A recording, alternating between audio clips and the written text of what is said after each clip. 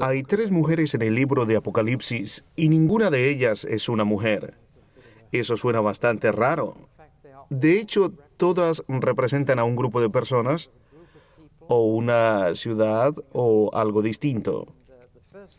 Y la primera mujer aparece en el capítulo 12, y ese es uno de los capítulos más difíciles de interpretar en todo el libro. No me lo salté por esa razón. Ahora vuelvo a él. Tenemos un cuadro bastante extraño en el capítulo 12 de una mujer que está embarazada, vestida del sol y puesta en pie en la luna, y está frente a un dragón escarlata con muchas cabezas que se encuentra en la tierra esperando devorar el hijo que va a dar a luz. Ahora bien, hay tres posibilidades de interpretar esta mujer. Primero, como María, la madre de Jesús. Esa es la interpretación católica normal de este capítulo, y el niño que va a dar a luz es por supuesto Jesús, y el diablo en la forma de Herodes está preparando o esperando destruir al niño que nazca. Yo no creo que esto cuadre con el libro de Apocalipsis. Está totalmente fuera de lugar o fuera de contexto, como decimos, de los acontecimientos históricos. Pertenece a los evangelios, no a esto, y no hay razón alguna por la que Jesús debería referirse a su nacimiento en este punto de Apocalipsis. La segunda interpretación es que representa a Israel, pero una vez más el niño que va a nacer es el Mesías, y una vez más el diablo está esperando a destruir al Mesías, y una vez más creo que no encaja. De nuevo retrocede muchos siglos y no es relevante al contexto. Yo creo que esa mujer representa a la iglesia cristiana y va a dar a luz a los vencedores, y particularmente a mártires. Y el diablo, en la forma del dragón, está esperando matar su descendencia, porque dice que la mujer huye al desierto por 1260 días, donde se la guardará segura. Eso encaja con Apocalipsis y encaja con la gran tribulación del fin, que la iglesia no será eliminada, que gran parte de la iglesia sobrevivirá, pero que Dios arrebatará al cielo a aquellos que mueren por él, y así derrotan el objetivo de Satanás de querer destruir la iglesia. Bien, pues esas son las tres posibilidades de las cuales dejo que escojan, pero yo les he dicho cuál es la que yo he escogido, y creo que tiene más sentido dado el contexto, porque ese periodo de 1260 días es exactamente el mismo que el de la gran tribulación. La gran tribulación como 42 meses o un tiempo y tiempos, y la mitad de un tiempo, y así claramente para mí esta mujer es la iglesia siendo guardada segura en el desierto durante ese tiempo. Se encuentra en el mismo capítulo y en el mismo tiempo en el que Satanás es finalmente expulsado del cielo por el arcángel Micael o Miguel para nosotros. Y si usted va a la catedral de Coventry de nuevo, fuera verá usted esta escultura gigante en la pared del arcángel Miguel echando al diablo del cielo, que es cuando llega a la tierra dispuesto a destruir la iglesia, dispuesto a ser el rey de este mundo de una vez por todas. Así que eso es el capítulo 12. Pero ahora nos dirigimos a otro dibujo bastante tétrico. Estos dibujos fueron hechos o por Hugh Shelburne o por un amigo suyo en el este de Londres. Algunos de ustedes le conocen, y era una serie de dibujos para ilustrar el libro de Apocalipsis. Ahora llegamos a la segunda mujer, y después estudiaremos la tercera. De hecho, podríamos hablar sobre el resto de Apocalipsis como la historia de estas dos mujeres, o como la historia de dos ciudades, porque cada una representa una ciudad. Esta mujer, una sucia prostituta, representa Babilonia, y la otra mujer es una novia pura y representa la Nueva Jerusalén bajando del cielo.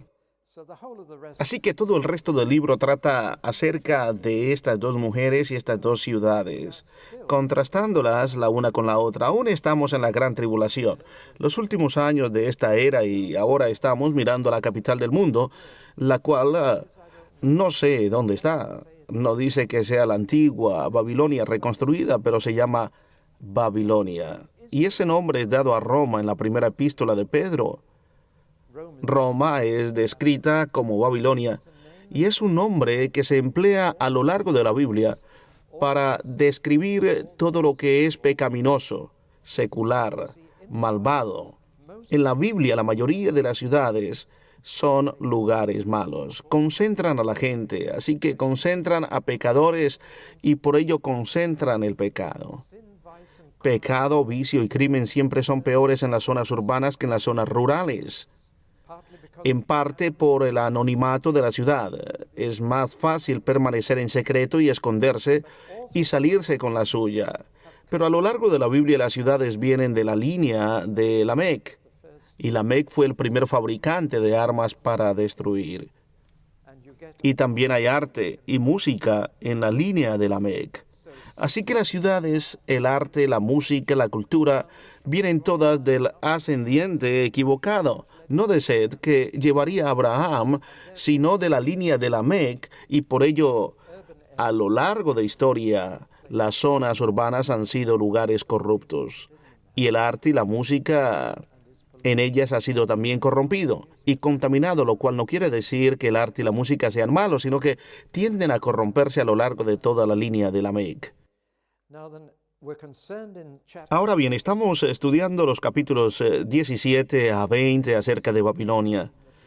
Esta sucia ramera sentada sobre la bestia, y esto por supuesto nos recuerda a Génesis 12, donde encontramos una ciudad construida con orgullo humano, la Torre de Babel, de donde tenemos en nuestro idioma la palabra balbucear, que quiere decir hablar algo que nadie entiende, porque en la Torre de Babel fue donde Dios vio el orgullo del hombre al intentar construir una torre que alcanzara el cielo.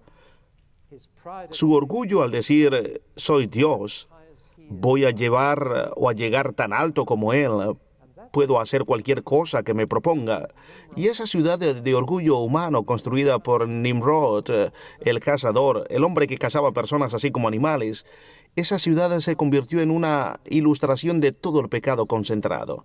La ciudad concentra el orgullo, la ambición, la agresividad. Usted puede encontrar más ambición y agresividad en la ciudad de Londres que en ninguna otra parte de Inglaterra. Concentra la lujuria. Puede usted encontrar más homosexuales en Londres que en cualquier otro lugar. Concentra la avaricia.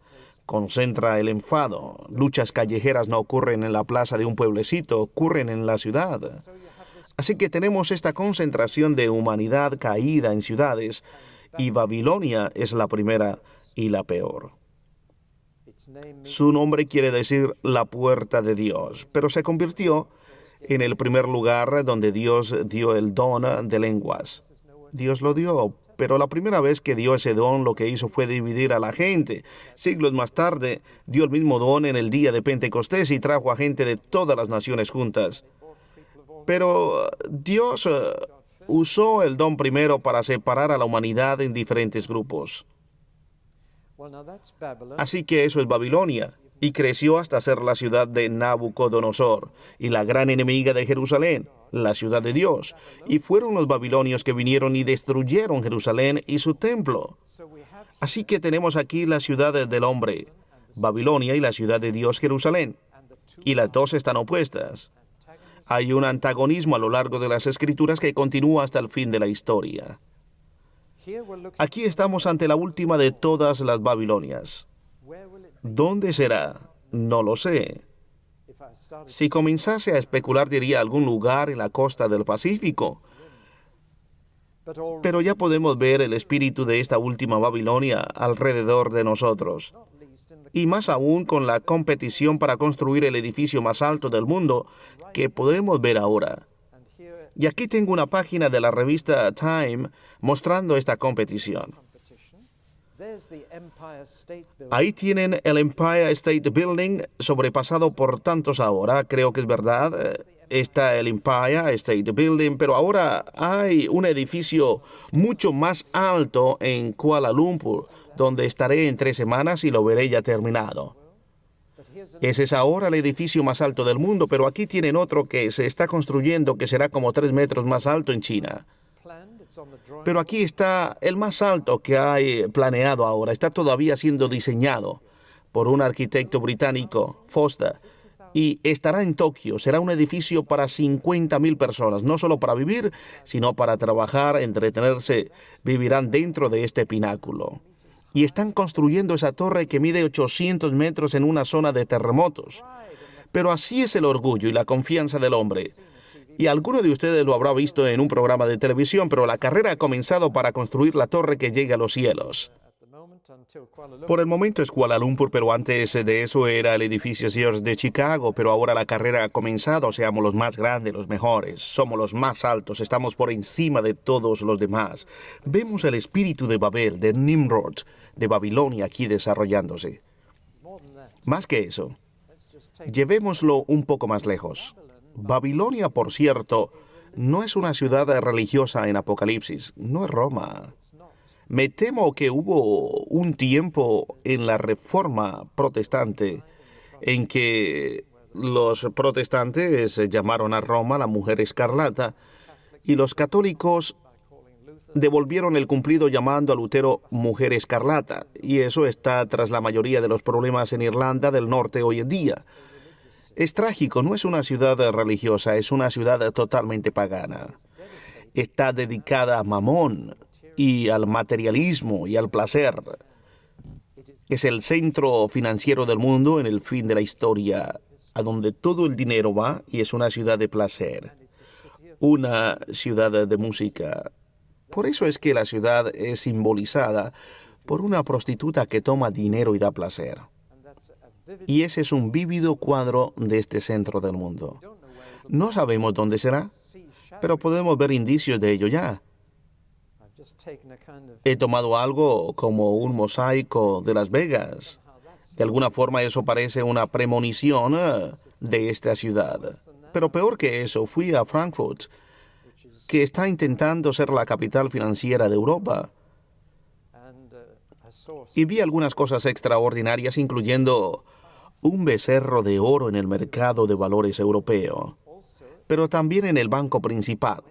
Entré y en el área de recepción había un mural de 2 metros de altura alrededor de las paredes de esta recepción, un mural del infierno, lleno de demonios con todo tipo de pecado conocido ilustrado ahí, con personas con marcos hasta las rodillas y demonios rindiéndose de ellos. La cosa era diabólica. Y cuando pasé a la siguiente habitación donde usted puede retirar la plata de la ventanilla, había estatuas de hombres y mujeres desnudos en tamaño real haciendo cola en la misma ventanilla en los últimos estados de degradación y decadencia. Hombres de negocios gordos, prostitutas esqueléticas y enfermas, y usted tiene que hacer cola con estas estatuas para conseguir plata del banco. Y a mí me pareció que aquello era Babilonia. Esto es ello. Así es como va a ser. Es simple corrupción, mamón, materialismo, vivir para el placer. Esta es la última ciudad de la historia. Bueno, ¿qué se nos dice de Babilonia aquí?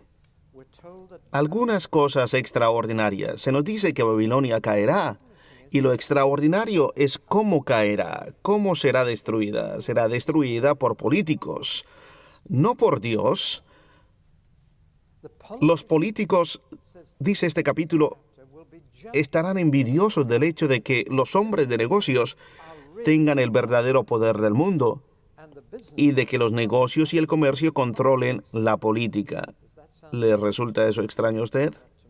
A mí no, porque ahora las corporaciones internacionales y en el año 2000 todos los negocios del mundo estarán en las manos de 300 corporaciones gigantes. Estamos viendo cómo ocurre. Y los celos de los gobernantes políticos contra los chicos comerciales explotará. Y serán estos gobernantes políticos que destruirán Babilonia. Dios pondrá en las mentes de estos políticos el destruir el centro de negocios del mundo. ¿Piensan ustedes que eso no es posible? ¿Por qué piensan que Hitler quiso acabar con los judíos? Ellos controlaban los bancos alemanes, sencillamente por ello. Y los políticos se cortarían la nariz de la cara cuando Se sientan celosos de ver su poder en otras manos. Esa es la lección de Babilonia. ¿Y qué harán los cristianos acerca de todo esto? ¿Cuál es su actitud a este mundo de finanzas y placer en que se ha convertido Babilonia? Se nos da una pista y esa es que esta ciudad se encontrará en la costa y que cuando sea destruida los barcos en el mar verán el humo subiendo del puerto. Así que será una especie de Hong Kong. Podría estar en cualquier lugar en el mundo. No sabemos dónde será, pero será el centro financiero del mundo y donde todos los hombres de negocios del mundo irán no solo para negocios, sino también para el placer, que es por lo que se la muestra como una prostituta. Quiere su dinero y le da placer a cambio. Ahora bien, se les dice tres cosas a los creyentes con respecto a Babilonia. La primera es que esta mujer estará ebria con la sangre de los santos. En otras palabras, ahí habrá más mártires que en ningún otro lugar. La sangre de aquellos que dieron testimonio de Jesús. Habrá cristianos intentando dar testimonio de Jesús en esa ciudad y pagarán por ello con sus vidas. Esa es la primera cosa que se dice. Serán vistos como los enemigos de toda la inmoralidad y obsesión con el dinero. Y por ello encontrarán la muerte. Eso es lo primero. No hay lugar para los cristianos a no ser que sea como mártires. La segunda cosa que se les dice a los cristianos es: salid de ella, pueblo mío, para que no seáis partícipes de sus pecados. No recibáis parte de sus plagas, porque sus pecados han llegado hasta el cielo y Dios se ha acordado de sus maldades. Ahora nos damos cuenta de que los cristianos no han sido sacados, sino que han de salir. Han de dejar el lugar. Y estamos en medio de la gran tribulación aquí. El gran problema. Tienen que salir. También nos damos cuenta de que han de salir por su seguridad, no por su salvación, sino por su seguridad. Porque la ciudad va a ser destruida, y si aún están en ella, serán destruidos también. Así pues, salid de ella, pueblo mío. Tercero, el martirio de la iglesia es obvio que no va a ser total porque estarán aquellos que consigan salir. Ya está empezando a ser más difícil para los cristianos el ser parte de los grandes centros financieros, porque se está convirtiendo más y más en apostadores profesionales, el mercado monetario y todo eso. Va a ser imposible para los cristianos el vivir ahí, y van a tener que salir antes de que alcance el clímax. Y la tercera cosa que se nos dice a los cristianos es que cuando Babilonia caiga, van a cantar el coro Aleluya. Imagínese eso. Esto quiere decir que todos los mercados de valores del mundo colapsarán cuando ocurra eso con el principal, porque están tan entrelazados ahora que un temblor en Nueva York o Tokio hace que también Londres tiemble, y todo está tan computarizado que es prácticamente una misma cosa. Y en los últimos días, cuando colapse Babilonia, también lo hará todo el sistema financiero mundial. Los bancos cerrarán, los ahorros de toda la gente se habrán perdido, los valores y acciones no valdrán nada, y los cristianos estarán cantando aleluya, aleluya, aleluya, ¿saben? Si usted ha escuchado alguna vez el Mesías de Handel, el coro aleluya está sacado de Apocalipsis 19, y es una celebración, o es la celebración del fin de las finanzas mundiales y la falta de valor de los bancos. Y cuando escucho el Mesías de Handel o lo oigo, quiero gritar: ¿saben lo que están celebrando? Les quitaría el sentimiento de celebración si supiesen que están celebrando el colapso del sistema financiero, el fin de los bancos y mercados de valores, pero todo esto ocurrirá. Y les digo esto, los cristianos serán los únicos cantando aleluya. Separará a los hombres de los niños rápidamente. La gente se para de pie cuando se toca el coro aleluya. Eso es porque el rey de Inglaterra pensó que se había acabado y se puso en pie para irse, y todos se pusieron en pie con él. Y la tradición se ha guardado, y no importa si nos ponemos en pie o no, debemos recordar que esto se trata de una celebración. Que el capital mundial está condenado y acabado. Dios no lo permitirá continuar. Todo esto se refiere a la gran tribulación. Y ya hemos visto sus diversas fases, hemos visto la ciudad capital en la que se centra todo, hemos visto esta Babilonia, esta mujer escarlata ebria con la sangre de los santos y el final de todo ello. Así que esto trae el fin de la gran tribulación.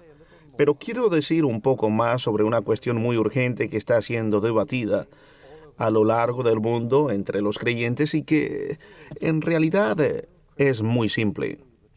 ¿Pasarán los cristianos la gran tribulación o no? ¿Pasaremos nosotros por todo esto o no? Porque alrededor de 1830, una profecía fue dada en Escocia, en el puerto de Glasgow, que ha recorrido todo el mundo. Y la profecía hacía referencia a que los cristianos no debían temer la gran tribulación porque serían tomados antes de que ocurriese y llevados arriba. La palabra que se usa es el arrebatamiento, porque en la versión antigua del latín de Primera de Tesalonicenses 4, describiendo el ser arrebatados en el aire para recibir al Señor, la palabra empleada es rapto, de donde sale la palabra arrebatar.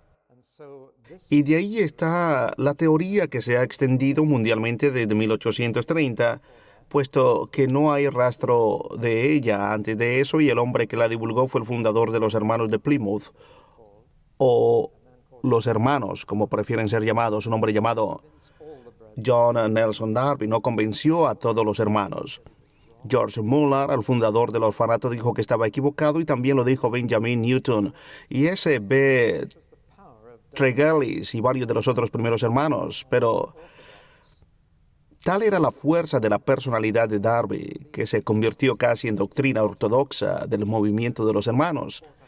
Y si usted ha estado alguna vez en los hermanos o ha crecido ahí, le habrán dicho que la iglesia sería arrebatada secretamente y que Dios vendría 2 veces. El Señor vendría 2 veces, una para su iglesia, y después de un tiempo, por los santos, vuelve públicamente con la iglesia.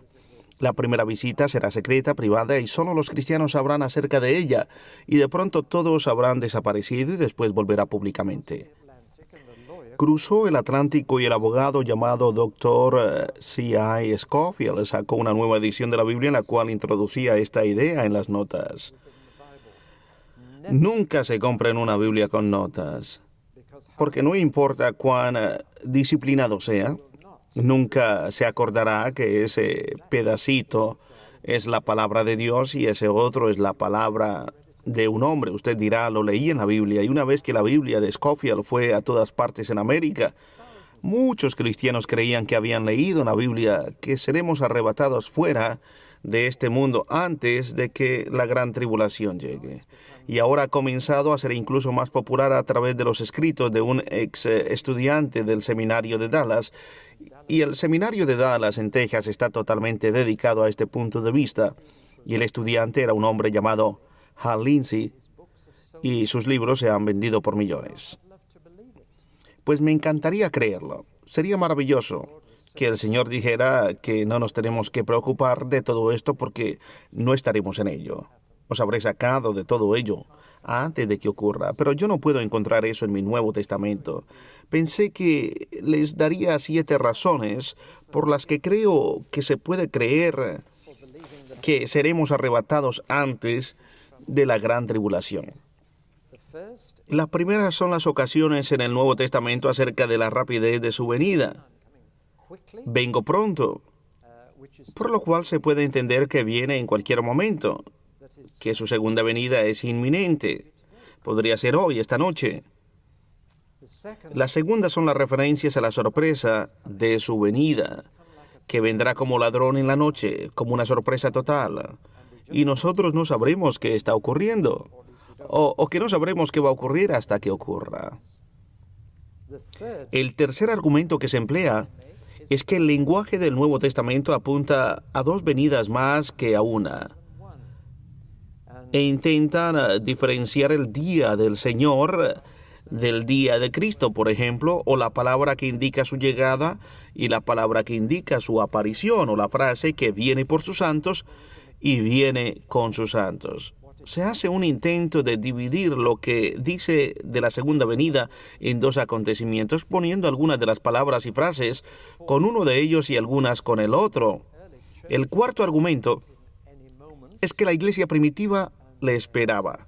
en cualquier momento. Y que frases como esta está a la puerta y que no pasará esta generación hasta que todo esto acontezca. Y sobre estas se dice que debemos esperarle en cualquier momento.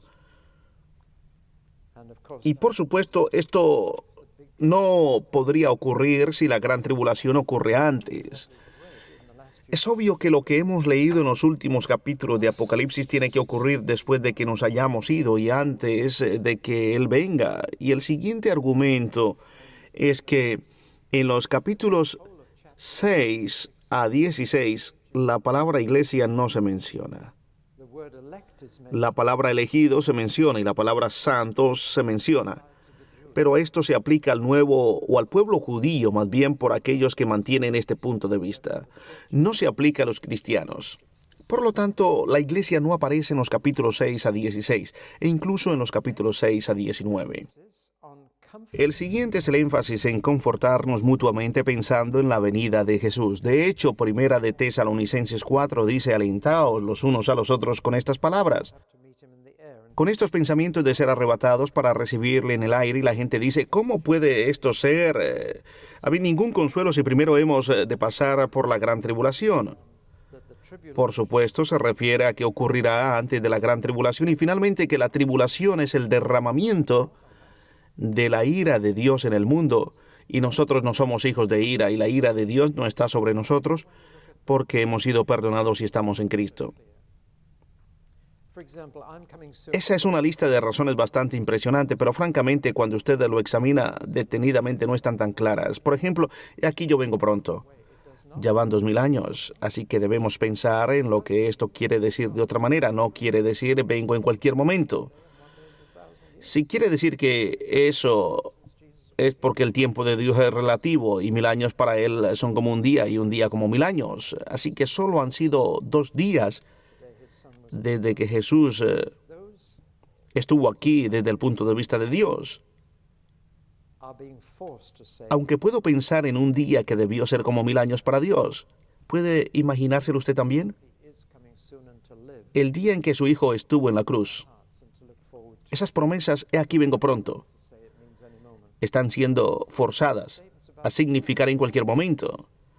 Eso no es lo que dicen. Nos enseñan a creer que Él viene pronto y a vivir con eso en nuestros corazones y a esperarlo, pero es exagerarlo el decir que quiere decir en cualquier momento. En segundo lugar, los argumentos acerca de la sorpresa. Pablo dice al inconverso y al creyente adormecido que vendrá como ladrón en la noche, pero no a creyentes que están alerta y vigilantes. Esa es una diferencia muy importante. No viene como ladrón en la noche para nosotros y estamos vigilantes y orando y esperando los signos de su venida. No nos sorprenderá. Sorprenderá a los no creyentes y a los cristianos adormecidos que no están esperando los signos de su venida, pero claramente no es un ladrón en la noche para todos. No hay forma en que usted pueda dividir el lenguaje acerca de la segunda venida en 2 acontecimientos. Las mismas palabras y frases son usadas para su venida y para ambos aparentes acontecimientos, no importa si es por sus santos o con sus santos. Todas estas frases se refieren a un único acontecimiento. No he encontrado una sola ocasión en el Nuevo Testamento en la que se diga claramente que viene 2 veces. Él vuelve una vez, ha estado aquí una vez y vuelve una vez más, y todo el lenguaje se aplica a esa ocasión. La anticipación de la iglesia primitiva no era esperarle en cualquier momento. Esperaban que fuera en el tiempo que vivieran, como cada generación de cristianos, pero a ellos se les había dicho que eran invitados a toda la tierra a predicar el Evangelio. ¿Cómo podían esperarle en cualquier momento si el Evangelio había de ser predicado a todas las naciones antes del fin? No tiene sentido, así que claramente esperaban que fuese mientras vivieran, pero sabían que tenían una gran tarea antes de que Él pudiera regresar. Incluso esperaban que el apóstol Juan viviera hasta que él volviera, pero ese es un rumor que se aclara al final del Evangelio de Juan. La ausencia de la palabra iglesia en Apocalipsis 6 a 16 y el emplear la palabra escogidos y la palabra santos, que es verdad que son palabras que se emplean a Israel en el Antiguo Testamento, pero son también palabras que se emplean para los cristianos a lo largo de todo el Nuevo Testamento, y hay al menos 6 epístolas de Pablo que no emplean la palabra iglesia, pero sí la palabra santos. Así que estamos haciendo una división artificial aquí. Francamente, hay un versículo en el capítulo 14 de Apocalipsis que para mí tiene la clave, y es el versículo Aquí está la paciencia de los santos, los que guardan los mandamientos de Dios y la fe de Jesús. Si todos los cristianos ya no están, ¿quién quedará que sea fiel a Jesús? De nuevo, no tiene sentido. Los mártires se van, sí, uno por uno, pero los santos, otros creyentes, la iglesia, ellos están ahí. Por decirlo muy bruscamente, ¿por qué daría Jesús la descripción de la gran tribulación en tanto detalle si no hemos de pasar por ella? No hay ninguna razón para decírnoslo si no nos hemos de preparar para ella. Y francamente sería malo para nosotros el saber lo que otros van a sufrir si nosotros no tenemos que pasar por ello. ¿Nos ayudaría a ser mejores cristianos? ¡Wow! Ustedes van a pasar por todo esto, nosotros nos libramos. Produce una actitud un tanto perversa en los cristianos que creen que los demás han de pasar a través de los capítulos 6 a 16 y nosotros no. Y por último, primero el énfasis en el consuelo. El consuelo no es un tipo de palabra como una botella de agua caliente o de lana y algodón. La palabra comfort incluye la palabra fortalecer. Y en el lenguaje bíblico, el consolar significa fortalecer, el hacerle a usted fuerte para resistir, para hacerle una fortaleza. Eso es lo que la palabra consuelo quiere decir. No quiere decir, no se preocupe, a lo mejor no ocurre nunca. Quiere decir, hacernos fuertes. El confortador, el Espíritu Santo, no viene a hacernos buenos y felices, sino a fortalecernos, a hacernos capaces de resistir firmes por el Señor. Y la verdadera fuente de consuelo, nuestra esperanza bendita no es el ser arrebatados antes de la tribulación. Nuestra esperanza es que Jesús vuelve y que los 3 años y medio de cosas horribles darán paso a 1000 años de paz y abundancia. Así es. El último es el argumento por el arrebatamiento antes de la tribulación más fuerte, y a pesar de ello, Dios es capaz de proteger a su pueblo cuando derrama su ira. ¿Se ha dado cuenta usted de que Apocalipsis 6 a 16 suena familiar? Algo así como Éxodo. Dios protege a su pueblo de todo lo que ocurre. Es capaz de hacer eso y es capaz de proteger. Y a una de las 7 iglesias Jesús le escribe que cuando la gran tribulación venga para todas las demás, ella sería protegida por Jesús de esa tribulación. Y Dios es capaz de proteger a su pueblo cuando está derramando su ira sobre la tierra. Y eso es lo que hemos visto. La mujer huye al desierto y sobrevive por 1260 días. Y francamente, si usted quiere más acerca de esto, aquí llega la publicidad de nuevo. Mi pequeño libro, Cuando Jesús regrese, trata con esto en mucho detalle y con todo el libro de Apocalipsis. Y si usted está realmente interesado por este tema, léalo. Pero yo no puedo encontrar ni una sola ocasión en el Nuevo Testamento que diga que los cristianos serán arrebatados de este mundo antes de la gran tribulación. Y yo pienso que acerca de un tema tan importante el Señor se hubiera pronunciado clara y simplemente diciendo, ustedes no tendrán que pasar por todo esto. Creo en el arrebatamiento para recibir al Señor en el aire. Eso sí lo creo. La cuestión no es si usted cree en el arrebatamiento, sino cuándo cree que ocurrirá. Finalmente, sé que en esta discusión he roto los esquemas de muchos de ustedes porque leerán muchos libros que les consuelen de forma equivocada, y me gustaría señalarles esto. Preferiría equivocarme por este lado que por el otro. Preferiría decirles que ustedes han de pasar por todo esto y prepararles, y que después no tuvieran que hacerlo, que decirles que no necesitan prepararse y que después descubriesen que sí había que hacerlo. Pienso que eso debe ser bastante duro.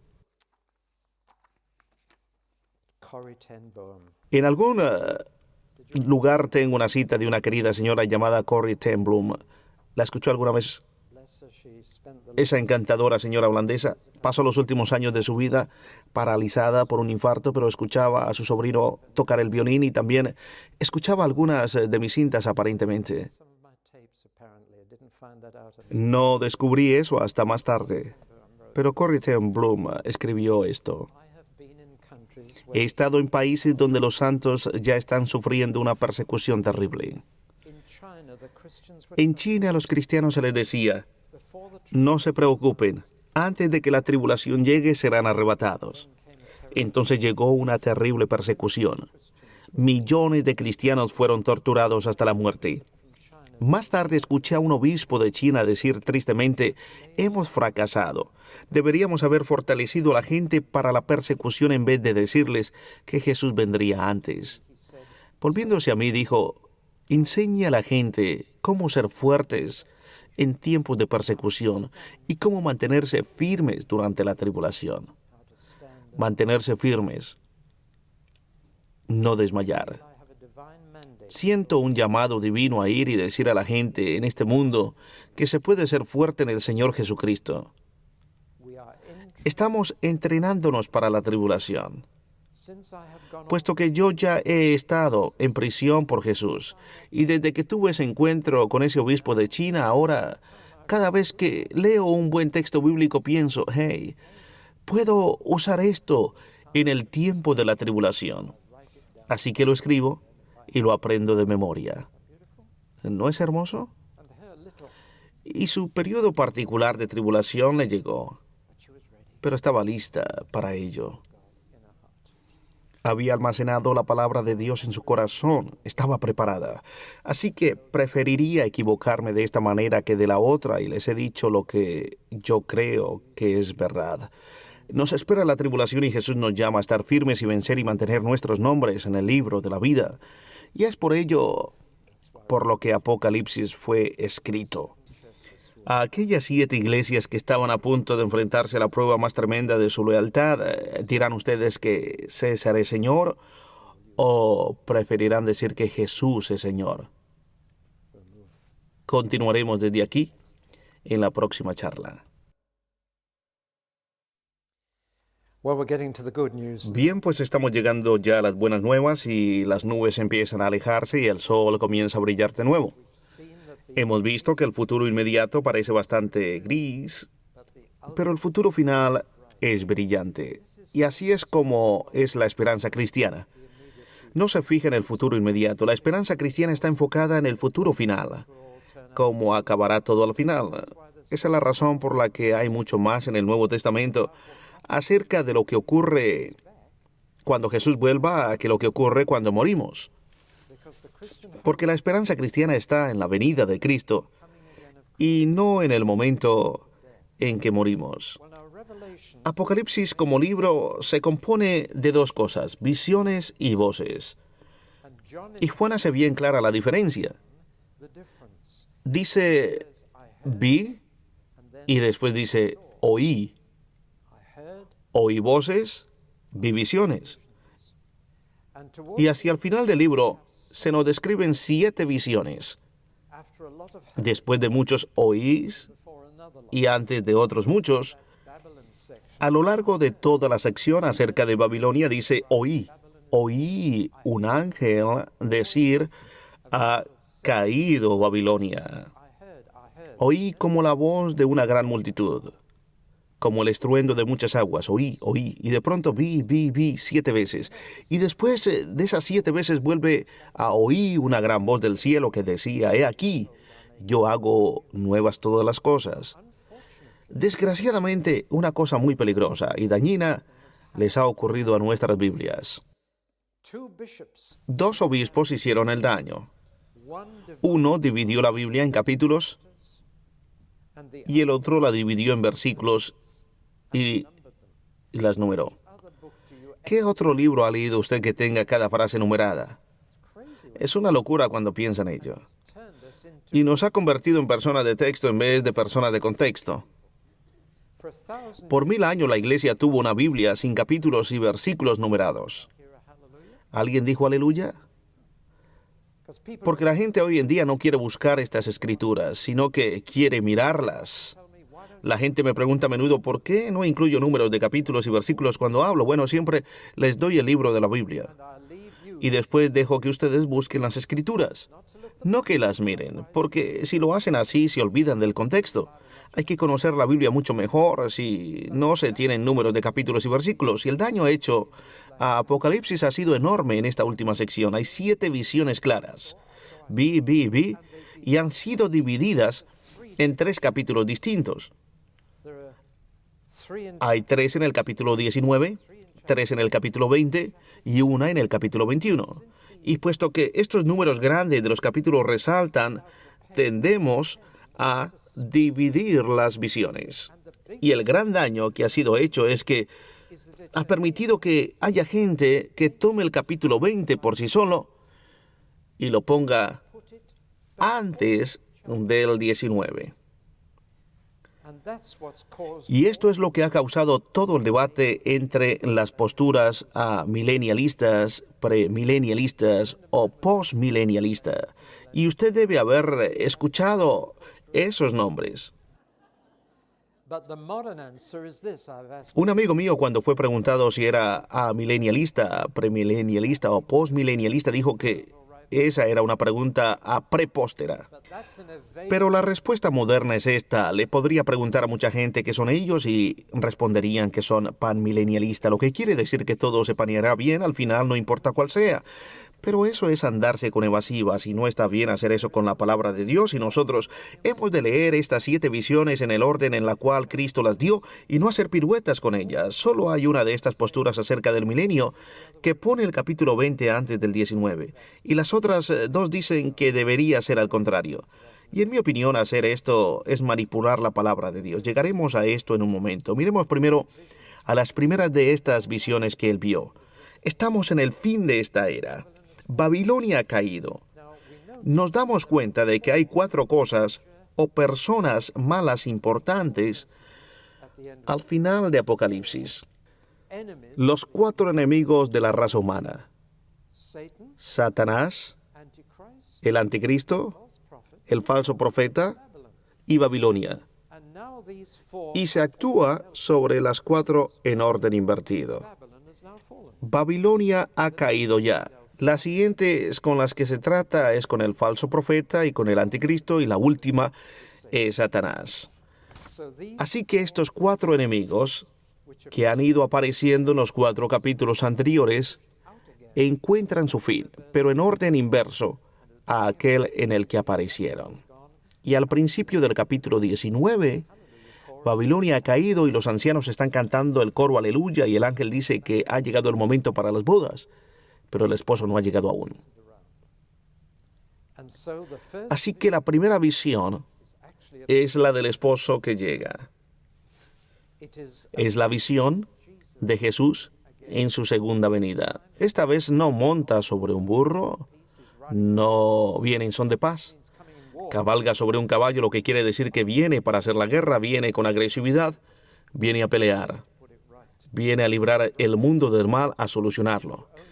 Así que llega sobre un caballo esta vez. Si usted piensa solo en Jesús sobre un asno, entonces solo tiene la mitad del cuadro. La otra mitad es Jesús sobre un caballo. Vuelve con sus ropas teñidas en sangre, y no es su sangre. Es la sangre de sus enemigos. Viene a hacer la guerra. Y tiene un título sobre él: Rey de Reyes y Señor de Señores. Creo que tengo un cuadro aquí que fue pintado precisamente por un judío. Y aquí está el caballo blanco, y en el hebreo Rey de Reyes y Señor de Señores. Y las uvas aquí abajo porque está pisando el lagar donde están guardadas las uvas de la ira.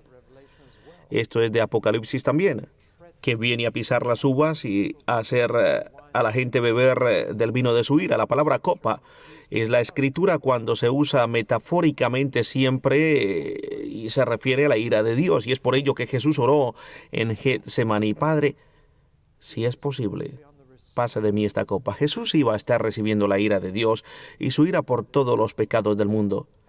Y él no quería beber de esa copa. Al final de Apocalipsis se dice que aquellos que aún hayan desafiado a Dios tendrán que beber de esa copa. Mis ojos han visto la gloria del Señor en su venida. Y está pisando el lagar donde están almacenadas las uvas de la ira. ¿Eso lo han cantado alguna vez? ¿No es cierto? Es una de las famosas canciones de la Guerra Civil norteamericana. Esa es la primera visión, pero lo vamos a dejar de lado un momento. Un Rey de Reyes y Señor de Señores, pero también es el Logos o el Verbo. Y esto encaja perfectamente con el Evangelio de Juan. Solo hay 2 libros en la Biblia en los que a Jesús se le llama el Logos o el Verbo. El primero es Juan en el primer capítulo y el siguiente es Apocalipsis aquí. Es la misma persona, caballo blanco, ropa teñida en sangre, sale a luchar contra el mal. Y en el credo que muchos de ustedes recitan en la iglesia dice que Él volverá a juzgar a los vivos y los muertos. Los vivos y los muertos. Viene a ponerlo todo en orden. La segunda visión es extraordinaria. Los ángeles invitan a las aves de los cielos a la gran cena de Dios. Pero, ¿cuál es la gran cena? Juan ve en la visión un campo lleno de cuerpos. Miles de cuerpos muertos. Demasiados para ser enterrados. Y están pudriéndose en el campo. Y el ángel invita a las aves de presa, los buitres y aves parecidas, a ir, limpiar el campo de batalla para ellos. Venid y congregaos a la gran cena del Señor. Es una visión extraordinaria. La tercera visión es la que describe la batalla que ha dado como resultado este campo lleno de cuerpos. Así que hay una pequeña alteración ahí en el orden. Pero la batalla, y en realidad esta es solo la invitación de los ángeles, la batalla que va a producir todos esos muertos es la última batalla de la historia de nuestra era. La batalla de Armagedón. Esa palabra en hebreo quiere decir el monte de Megido. Es una pequeña colina rodeada por una planicie triangular. La meseta de Is o la meseta de Yes. Aquí está la colina de Megido y bueno, muchos de ustedes han estado en Israel y la han visto, y aquí está la gran meseta. Es el único lugar llano en Israel, aparte de la meseta de Sharon, cerca de la costa del Mediterráneo. Es la única interrupción en las montañas que atraviesan la tierra prometida de norte a sur. Este es el único lugar por el que se puede atravesar, y es la meseta de Megido, y aquí está el cruce de caminos del mundo. El camino, se lo voy a explicar. El camino de Europa a Arabia se cruza con el camino de Asia a África aquí, al pie del monte de Megido. Es el cruce de caminos del mundo. Y esa es la razón por la que esta área es Galilea y se la llama Galilea de las naciones, porque todas las naciones solían pasar por este cruce y todas las grandes batallas acontecían aquí. Winston Churchill envió un grupo de oficiales del ejército británico aquí a explorar la zona porque creía que los italianos subiendo desde África y los alemanes bajando desde Creta encerrarían al ejército británico en el cruce de caminos del mundo en el Megido. Al final fueron vencidos en el Alamein y los alemanes nunca alcanzaron la Tierra Santa, pero Churchill conocía su Biblia y creía que el Armagedón sería al final de la Segunda Guerra Mundial y no se equivocaba acerca del lugar, pero sí acerca del tiempo. Aquí es donde el rey Josías murió en la batalla con los egipcios. Aquí es donde los filisteos mataron a Saúl y Jonatán. Es un campo de batalla porque es donde se cruzan los caminos del mundo, el monte de Megido. Jesús nació mirando el monte de Megido. No es una sorpresa entonces que aquí sea donde se vaya a librar la última gran batalla, excepto que no será librada. Un gigantesco ejército será congregado por el falso profeta y el anticristo y marcharán hacia Jerusalén. ¿Por qué? Porque Jesús está de vuelta. Un ejército gigantesco y no el puñado de soldados que fueron suficientes para arrestarle la primera vez, porque ahora tendrá millones de cristianos con él, porque le recibiremos en el aire sobre los valles de Olivos. Y si a usted no le gustan las reuniones ruidosas, no venga, habrá trompetas sonando, arcángeles gritando. Y suficiente ruido como para resucitar a los muertos, que es exactamente lo que ocurrirá. Y si usted ha muerto antes de que Jesús vuelva, no se preocupe, usted tendrá un asiento en la primera fila, porque los que hayan muerto en Cristo resucitarán primero. Y nosotros estaremos ahí. Así que se correrá la voz de que Jesús ha vuelto y de que tiene a millones de sus seguidores con él. Todos con él. No es una sorpresa entonces que el anticristo y el falso profeta lo vean como una amenaza a su gobierno mundial y reúnan este gran ejército y marchen a Jerusalén. No llegarán más allá de ese cruce de caminos. Y no habrá lucha, porque dice que Jesús los destruirá con una palabra. Aquí tenemos a Jesús matando a millones. Es un Jesús diferente, ¿verdad? Muy diferente. Pues no, es el mismo Jesús. Pero sí que vino primero a salvar a esta gente y al mundo. Pero cuando ellos la rechazan, Él vuelve y trata con esa situación. Y Jesús, a través de su palabra, acaba con todo el ejército, a excepción de sus dos líderes, y dice que el anticristo y el falso profeta serán echados al infierno vivos. Son los primeros seres humanos en ver el infierno. No hay nadie en el infierno todavía. El infierno está siendo preparado para el diablo y sus ángeles. Nadie se encuentra ahí todavía. Así que ellos serán los dos primeros seres humanos en experimentar ese terrible lugar. Así que esa es la batalla del Armagedón. Los reyes y sus ejércitos serán destruidos con una sola palabra, y la bestia y el falso profeta, el anticristo y el falso profeta son echados en el lago de fuego, que es la segunda muerte. Una muerte viviendo. Volveremos a este tema en un momento. Ahora llega la gran sorpresa. Satanás no es echado en el infierno. Y desde este punto en adelante encontramos muchas sorpresas en estas visiones. Y la primera de ellas es esta sorpresa acerca de Satanás. Es encarcelado, es prendido, atado, encerrado y sellado en el abismo. Lo cual quiere decir que desaparece de la escena terrestre y se nos dice que no engañará más a las naciones. Así que Satanás desaparece. Aquí tenemos una crisis política. El gobierno del mundo ha desaparecido. Satanás no está. El anticristo y el falso profeta también han desaparecido. Se acaba esta trinidad del mal. El mundo no tiene gobierno. ¿Quién va a tener el control? El gran ejército está muerto, por supuesto, pero hay muchas otras personas viviendo en las naciones que no formaban parte del ejército. ¿Quién las va a controlar?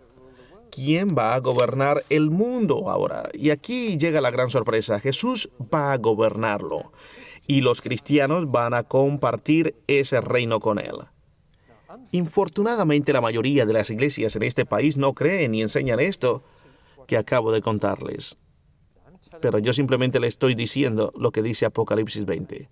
Y dice que Jesús reinará sobre la tierra durante 1000 años. Y no importa si usted toma esa cifra como algo exacto o no, se trata de un periodo muy largo. Vuelve a reinar. Y 1000 años en latín es millennium. Y es extraño que esa palabra ahora esté en boca de todos. La encontramos en cada revista y diario, pero la iglesia está extrañadamente silenciosa acerca de un milenio mucho mejor que el que comienza en el año 2000. El año 2000 no lo encontramos en la agenda de Dios. No tiene ninguna importancia para Él.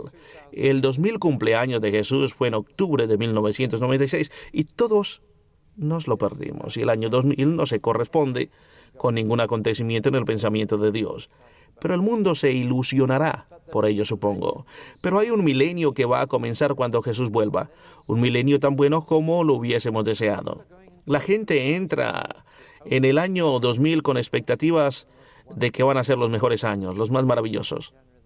Les diré que 3 días después del 1 de enero se darán cuenta de que es el mismo mundo, con los mismos problemas. Y la celebración se habrá acabado y estaremos de vuelta a donde estábamos. Pero cuando Jesús vuelva es cuando comienza el milenio. No se podría hacer más énfasis en ello. La cifra 1000 años se menciona 6 veces en Apocalipsis 20. Y 2 veces no se trata de 1000 años, sino de los 1000 años. ¿Cuántas veces tiene que decir Dios una cosa antes de que la creamos? Lo dice claramente 6 veces aquí, que Jesús va a reinar por 1000 años y que nosotros volvemos a reinar con Él. Me doy cuenta de que la mayoría de los cristianos no se dan cuenta de que si mueren antes de que Jesús vuelva, van a volver aquí, a este mismo planeta Tierra, a vivir en Él, una segunda vez. Por supuesto, necesitaremos un cuerpo nuevo, no necesitamos un cuerpo en el cielo, pero sí lo necesitamos para vivir aquí. Y esa es la razón. Y ese es el tiempo y ese el lugar donde obtendremos nuestro cuerpo resucitado como el cuerpo glorificado de Jesús. De vuelta aquí, porque vamos a volver aquí para vivir. Somos las únicas personas que tendremos un segundo intento. Somos los únicos que vamos a vivir aquí una segunda vez. Y los bancos estarán en nuestras manos, las cortes estarán en nuestras manos, el gobierno mundial estará en nuestras manos. ¡Wow! Y ni siquiera podemos dirigir la iglesia ahora. Estoy siendo serio. Vamos a ser los que dirijamos el mundo. ¿Recuerdan cuando unos creyentes de Corinto llevaron a otros creyentes a un juez no creyente? Estaban en litigios y el apóstol Pablo escribe a los corintios y les dice: he oído que estáis denunciándoos ante jueces no creyentes. ¿Cómo os atrevéis cuando vosotros habréis de juzgar a las naciones? Si no podéis solucionar vuestros problemas ahora dentro de la iglesia, ¿cómo vais a dirigir el mundo más tarde? Eso es lo que Pablo les dice a los corintios. Vamos a ser los responsables de todo. Puede usted quejarse lo que quiera de John Mayer, Tony Blair o cualquiera. Puede usted quejarse de los políticos tanto como quiera, pero usted va a ser quien tome su lugar. Mejor que esté usted listo para ello. Eso le hará cambiar en su actitud diaria en el trabajo. Se me acercó un hombre recientemente y me dijo: por primera vez puedo relacionar mis creencias con mi trabajo. Yo le pregunté por qué, en qué trabaja usted, y me respondió: me responsabilizo de limpiar la contaminación de los ríos de Inglaterra. Y añadió: nunca pude encajar eso con mi fe cristiana. Y continuó: pero cuando Jesús vuelva, va a necesitar a alguien que limpie los ríos. Dijo: yo quiero ese trabajo. Voy a aprender todo lo que pueda sobre ello ahora. Jesús va a necesitar personas en las que pueda confiar para dirigir el dinero de los bancos. Va a necesitar gente fiel a la que pueda decir: bien hecho, siervo bueno y fiel. Tendrás autoridad sobre 10 ciudades. Jesús no estaba hablando en lenguaje figurativo cuando dijo esto. Va a gobernar este mundo del modo correcto. Y ustedes son aquellos que Él va a emplear para ello. Promete que al que venciere le dará autoridad sobre las naciones y las regirá con vara de hierro. Se sentará con Él en su trono. Gobernará las naciones. Con vara de hierro no quiere decir con crueldad o terror. Quiere decir una dictadura benevolente que no se puede torcer, a la que no se puede sobornar. Quiere decir que habrá censura. La televisión estará completamente en manos cristianas. La radio estará totalmente en manos cristianas. La prensa estará enteramente en manos cristianas. Ese es un mundo con el que quizás haya soñado, pues va a tener lugar. Y algunas de las cosas que van a ocurrir durante esos 1000 años me dejan sin respiración. La salud mejorará hasta tal punto que si alguien muere a los 100 años se considerará prematuro. Dice que los niños jugarán seguros en las calles. ¿No es bello? Dice que incluso los animales estarán en paz. Morará el lobo con el cordero y el león como el buey comerá paja. Ustedes han leído todas estas cosas. ¿Alguna vez pensó que ocurrirían? ¿Cree usted que ocurrirán? No será antes de que Jesús vuelva y haga desaparecer al diablo. Por cierto, el diablo es arrojado por un ángel. El Señor no se molesta con él. Le dice a un ángel: ve y échale. Lo peor para su orgullo. Y desaparece, y durante 1000 años tendremos paz. Y no alzará espada nación contra nación, ni se adiestrarán más para la guerra. ¿Por qué? Volverán sus espadas rejas de arado y sus lanzas en hoces. Eso está inscrito en una piedra fuera de la sede de las Naciones Unidas en Nueva York, pero han olvidado la primera mitad del versículo. La primera parte dice: el Señor reinará en Sión y juzgará entre las naciones y reprenderá a muchos pueblos y volverán sus espadas en rejas de arado. Paz mundial va a llegar cuando venga Jesús y cuando Él reine y usted esté en control. Wow, deberíamos empezar a estudiar de nuevo. Va a buscar hombres y mujeres íntegros y fieles en los que pueda confiar. Y va a reinar. Y entre los santos reinando, Juan ve en su visión a los mártires. Aquellos que fueron rechazados por los gobiernos seculares están ahora en el gobierno santo de Cristo. ¿Cómo se han cambiado los papeles? ¿Pueden imaginarse cómo sería cuando los primeros cristianos eran llevados ante las autoridades romanas y amenazados con la muerte? El saber que un día ellos estarían sentados en el lugar donde las autoridades romanas estaban sentadas. Que un día Pilato será sometido a juicio ante Jesús. Que va a haber un tremendo cambio y que los cristianos, en vez de ser la minoría perseguida, van a ser el gobierno. ¡Wow! Si no podemos dirigir bien la iglesia, ¿qué nos dirá Jesús entonces? Más nos vale empezar a estudiar. Pero los mártires que ve entre los santos reinando son este grupo de personas que han muerto por Jesús. Ahí están. Están en control ahora. Por su propia experiencia de ser tratados injustamente, ahora trabajarán con justicia y misericordia. Por supuesto, esto quiere decir que habrá una resurrección cuando Jesús vuelva. Y es la que se llama la primera resurrección. Y es solo para aquellos que han vencido y se han mantenido fieles a Jesús y resucitan de los muertos. Dice que vuelven a la vida y que están sentados con Jesús en su trono, especialmente aquellos que se negaron a llevar el número de la bestia para poder comprar comida. Y ahora viene la sorpresa más grande. Voy a explicar esto en más detalle en mi próxima charla, mi última charla, pero solo para explicarlas rápidamente. En la sexta visión ve al resto de la humanidad siendo resucitada de los muertos. Incluso del mar, aquellos que se ahogaron son resucitados de los muertos y se presentan ante el gran trono blanco para ser juzgados. Esta es la segunda resurrección. Y se nos dice muy claramente que no habrá una resurrección general para todos, sino dos resurrecciones. Desgraciadamente, la iglesia en su mayoría cree hoy en día que será una sola, que todos resucitaremos en el mismo día, pero aquí se nos dice claramente que los demás muertos no vuelven a la vida hasta que los 1000 años hayan pasado. Y si usted estudia la enseñanza de Jesús mismo, verá que él hablaba de dos resurrecciones. Estaba discutiendo un día con los fariseos la resurrección de los justos. Esa es la primera resurrección. Incluso los fariseos creían en dos resurrecciones. Primero los justos y después los malos. E incluso Jesús creía eso. El Nuevo Testamento enseña claramente no un día de resurrección general, aunque todos vayan a resucitar. Los justos y los malos. Pero los justos serán resucitados para gobernar durante el milenio. Y los malos son resucitados para el juicio al final de los 1000 años. Y el juicio está basado en libros. Y diremos más sobre esto en la próxima sesión. Y la última visión es del nuevo cielo y de la nueva tierra y de la nueva Jerusalén. La idea que me gustaría enfatizar es que esta es una serie de visiones que se suceden comenzando con la segunda venida y acabando con el nuevo cielo y la nueva tierra. Pero en medio encontramos dos grandes acontecimientos y el día del juicio.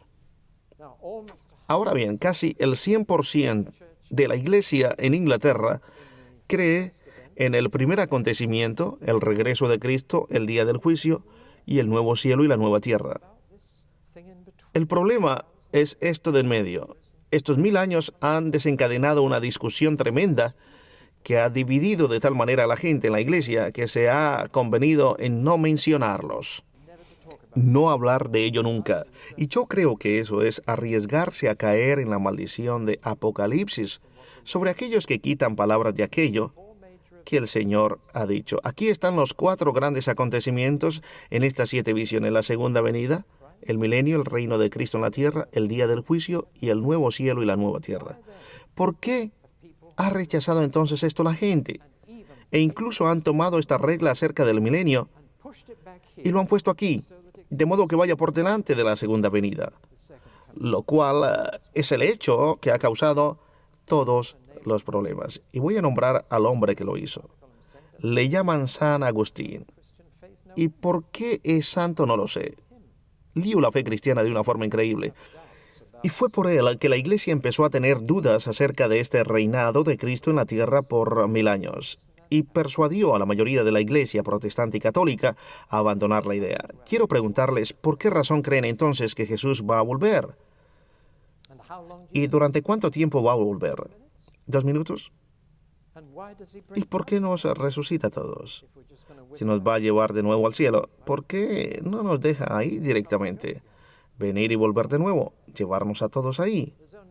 Solo hay una razón lo suficientemente importante, en mi opinión, para que Jesús vuelva, y es para reinar, para poner este mundo en orden y demostrar de una vez por todas lo que este mundo puede ser si se gobierna bien, si se gobierna bajo la ley de Dios. Se supone que usted debe orar cada día: venga a nosotros tu reino, así en la tierra como en el cielo. ¿Cómo piensa usted que será respondida esa oración? Bien, pues voy a explicarles algunas de las diferentes ideas acerca de esto. Aquellos de ustedes que estén lo suficientemente cerca para leer esto se verán que no he puesto una cosa muy importante aquí. Satanás es desatado al final de los 1000 años. Es desatado de nuevo y engaña de nuevo a las naciones y congrega un gran ejército otra vez y marcha hacia Jerusalén con él, sin ningún éxito, porque leemos que fuego del cielo desciende y consume todo el ejército. Este ejército tiene un nombre distinto. El Armagedón no es la última batalla de la historia, sino la penúltima. La última es la final del milenio, cuando Satanás es desatado en libertad condicional. Se le da una última oportunidad y lo que hace es juntar un gran ejército y marchar sobre Jerusalén, la ciudad que Jesús ama, y es derrotado por fuego. ¿Acerca de qué trata todo esto? Solo puedo compartir mi forma de entender el por qué Dios quiere que Jesús reine y después le da una última oportunidad a Satanás para que lo destruya todo. ¿Y por qué Satanás engaña a las naciones de nuevo, justo al final? Creo que es para mostrar antes del día del juicio, para mostrar que Dios tiene razón al dividir a la raza humana en dos grupos: uno que quiere y está dispuesto a aceptar la vida bajo su ley, y el resto que no quiere vivir bajo esa ley. Y eso es lo que va a dividir a la raza humana. Dios tiene que demostrar ambas posibilidades antes de poder ser vindicado como juez final. Lo que está haciendo es lo siguiente: está demostrando que el pecado no tiene nada que ver con la condición económica o el ambiente, sino que es rebelión. Después de 1000 años de paz y salud y prosperidad bajo Cristo, todavía hay gente que quiere librarse de él. Y Satanás todavía vuelve de nuevo a la tentación del huerto del Edén y nos dice que decidamos por nosotros mismos. No deje usted que le diga eso. Es la tentación original. Hay mucha gente que dice que si se les da a las personas las circunstancias económicas adecuadas, el ambiente adecuado, el pecado, el vicio y el crimen desaparecerán. No lo crea. Esa es la mentira del diablo. Incluso si se les hace todo a la gente, aún habrá resentimiento. Creo que se resentirán de la censura por encima de todo. El no poder ver cosas que quieren ver. Pero el diablo llegará, dirá lo que le dijo a Eva: sé tu propio jefe, decide tú, tómalo y dirigiremos el último ejército. Ahora volvamos de nuevo al tema del milenio. No es un tema sencillo y lo que hablemos ahora puede que se extienda hasta la próxima charla.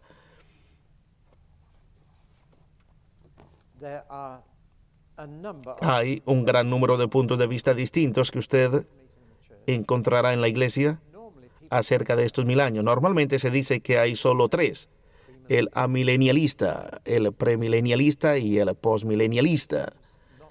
Los amilenialistas no creen en el milenio. Los premilenialistas creen que el milenio sucederá después de la segunda venida de Jesús, que Él viene pre del milenio. Y los postmilenialistas dicen que el milenio ocurrirá antes de la venida de Jesús. Él vendrá después, post del milenio. Esas son las 3 posturas que se entienden normalmente. Lo complicado es que en realidad no hay 3 posturas, sino 6. Y la complicación que se añade es que la mayoría de aquellos en este país que se llaman a sí mismos amilenialistas no lo son, son postmilenialistas. Mejor que me explique, ¿cierto? De hecho, hay 6 puntos de vista. Muy pocos cristianos evangélicos son amilenialistas. Los amilenialistas deberían llamarse no milenialistas, porque A quiere decir no. Ateo quiere decir un no creyente en Dios, y deberían llamarse no milenialistas. Pero muchos de los que dicen que son esto, son en realidad esto otro. Así que el usar A en vez de no es una complicación. Hay dos posturas amilenialistas genuinas. Una es abiertamente escéptica acerca de la idea de los 1000 años de paz. Les resulta absurdo, así que no le prestan ninguna atención. La mayoría de los cristianos liberales piensan de esta forma. Otros lo tratan como un mito. Son el tipo de personas que piensan que Adán y Eva es una leyenda. Es un cuento, no es verdad, es ficción. No son hechos, pero tiene un mensaje. Es un tipo de alegoría. Adán y Eva es una alegoría de cada hombre, no de un hombre, y el milenio es una alegoría. Es un cuento, no se refiere a ningún periodo de tiempo en particular. No dice que Él bien vencerá, que habrá paz mundial algún día, de alguna forma tratarlo como un mito. Francamente, espero no equivocarme al pensar que nadie aquí pertenece a ninguno de esos dos grupos. Sería preocupante si así fuera. Pero habrá muchos postmilenialistas aquí. Y el postmilenialista toma el capítulo 20 y dice que describe el periodo antes del capítulo 19.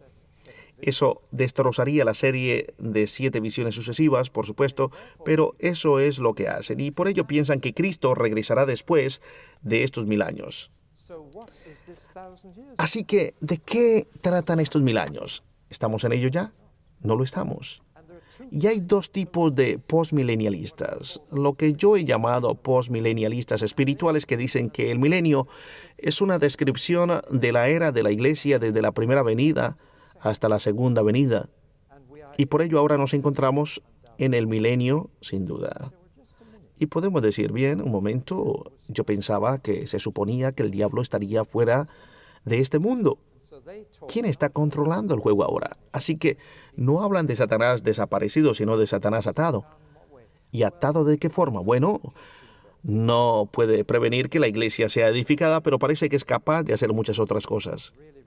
De veras que se requiere torcer las escrituras, pero a pesar de ello dicen que Jesús reina ahora, que reina en el cielo, que el milenio no ocurre en la tierra, que está reinando en el cielo con los santos que han muerto y que toda la era de la iglesia es el milenio, lo cual por supuesto lo pone antes del capítulo 19 y después la segunda venida de Cristo, que de nuevo es manipular las escrituras de una forma loca. Pero hay una nueva postura milenialista, postmilenialista, que es la política en vez de espiritual, y cree que los últimos 1000 años de esta era serán de la iglesia reinando sobre el mundo, que la iglesia establecerá el reino en la tierra antes de que Cristo vuelva, y que no estamos en el milenio todavía, pero que vendrá. Y aunque no todos en el mundo se convertirán, al menos la iglesia tendrá suficientes cristianos para controlar los gobiernos. Esto lo encontramos como parte del movimiento de restauración.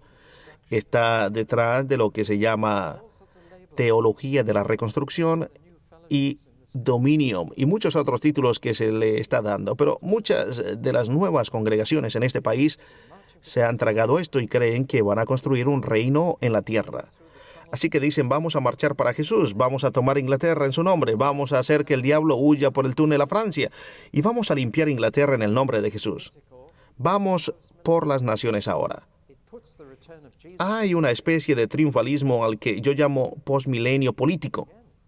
Habla del regreso de Jesús dentro de un mínimo de 1000 años, pero de nuevo, si pregunto si este es el milenio, ¿por qué no lo parece? Porque el diablo está muy activo. Dicen que todavía no estamos dentro de los 1000 años. Que no estamos dentro de los 1000 años, pues va a ser un tiempo muy largo. Yo creo que es el triunfo de la esperanza sobre la experiencia al decir que la iglesia va a tomar todas las naciones. Muchos de los himnos misioneros del siglo XIX creen que Jesús va a reinar en toda la tierra, pero si usted lee el himno entero muchas veces, se da cuenta de que está diciendo que la iglesia va a dominar el mundo antes de su segunda venida. Así que hay dos posturas postmilenialistas y ambas mantienen a Jesús en el cielo mientras establece su reino aquí, en la tierra, un reino espiritual para algunos. Toda la era cristiana es el milenio, y para otros que la iglesia dominará el mundo en la última parte de esta era. La postura premilenial dice que Jesús vendrá antes del milenio y lo establecerá. El reino no puede ser establecido en la tierra antes de que venga el rey. Y hay dos formas de creer esto. Una es la dispensacionalista a la cual me referí antes cuando hablé acerca de la doctrina de los hermanos y de Darby y Scofield. Y ellos creen que el milenio será de judíos aquí en la tierra, que los cristianos y los judíos nunca se llevarán bien. Los judíos son el pueblo de Dios en esta tierra y los cristianos son el pueblo celestial de Dios. Y por ello el milenio será en su mayor parte en la tierra y judío. Esa es la postura dispensacionalista que está enfocada en Israel. La postura clásica o premilenialista de la iglesia primitiva y que fue aceptada unánimemente durante 400 o incluso 500 años es la de aquellos que creían que Jesús vendría y establecería su gobierno mundial durante 1000 años. Esa es la postura que yo encuentro en Apocalipsis 20 y es la postura aceptada universalmente por la iglesia primitiva. ¿Dónde estuvo el error? La respuesta es que a Agustín le pareció una idea demasiado física, demasiado mundana. Estaba más influenciado por el pensamiento griego que por el judío, y estoy intentando escribir un libro llamado Desengrasando la Iglesia, que intentará examinar cómo ocurrió todo esto. Pero la idea de que Jesús volvería y reinaría aquí, que habría personas con nuevos cuerpos sentados a la mesa con personas todavía con sus cuerpos antiguos, la encontró demasiado difícil de creer, pero de hecho eso es lo que ocurrió con la resurrección de Jesús. Él tenía su nuevo cuerpo y desayunó con los discípulos que no tenían sus nuevos cuerpos. ¿Cuál es el problema? Pero es demasiado físico para la forma de pensar griega, donde lo espiritual y lo físico están demasiado separados.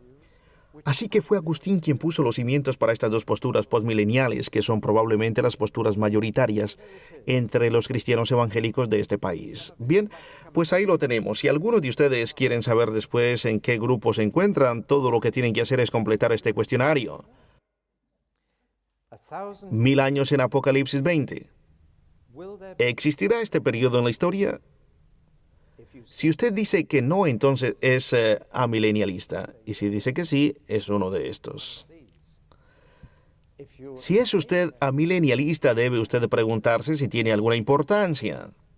Si dice usted que no, entonces es un amilenialista escéptico. Y si dice que sí, es que es un amilenialista mitológico. Pero no pensaría que hay muchos aquí que piensen esto.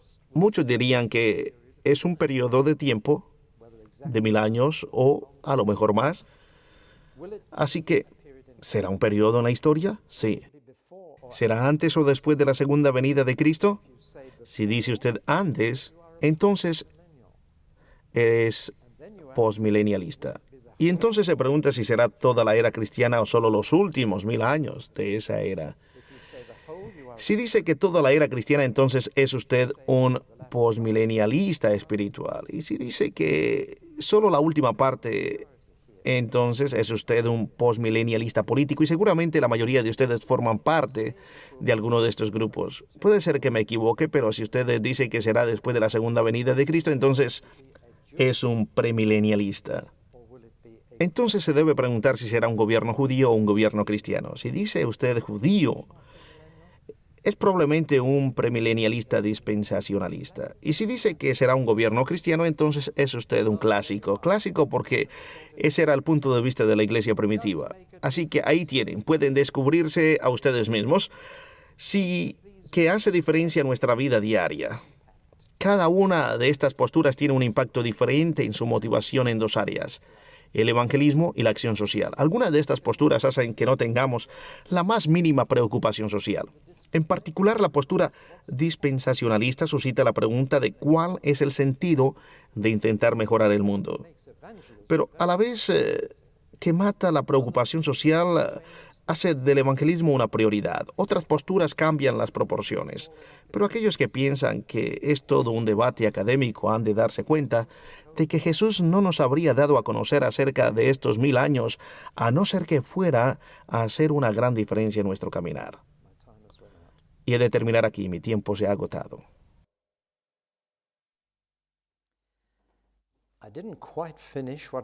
No pude terminar todo lo que quería decir acerca del milenio en la última charla, así que simplemente voy a tomarme los primeros minutos para darles, ¿cuántas? 7, 8 razones por las cuales yo soy lo que hemos llamado un premilenialista clásico, es decir, que tomo la postura de la Iglesia o que la Iglesia primitiva tomó durante siglos de decir que Jesús vuelve para reinar en este mundo antiguo por 1000 años para demostrar lo que podía haber sido. Aquí van mis 8 razones para tomar esta postura. La primera es que la explicación o interpretación más natural de Apocalipsis 20, otros tienen que cambiar los capítulos y forzarlos a que quieran decir cosas distintas, pero el tomarlo en el sentido más simple, en mi opinión, nos lleva a tomar esta postura. La segunda es que nos da la razón más positiva para que Jesús vuelva y nos resucite, y es para hacer un trabajo aquí en la tierra y reinar sobre ella. Es la postura premilenialista que le da a la segunda venida de Cristo el mismo estatus que tenía en la iglesia primitiva. 318 veces se nos dice en el Nuevo Testamento que esperemos su regreso. Y usted encontrará que son siempre los premilenialistas los que hablan más sobre la segunda venida de Jesús y los que más la esperan. Tercero, ayuda a explicar el énfasis en su venida en el Nuevo Testamento y la emoción y la esperanza que produce. De otra forma, si no volviese a reinar, nuestra esperanza estaría centrada en el cielo, no en su segunda venida a la tierra. En quinto lugar, nos indica nuestro futuro terrenal. El cielo es solo una sala de espera. No es nuestra residencia permanente.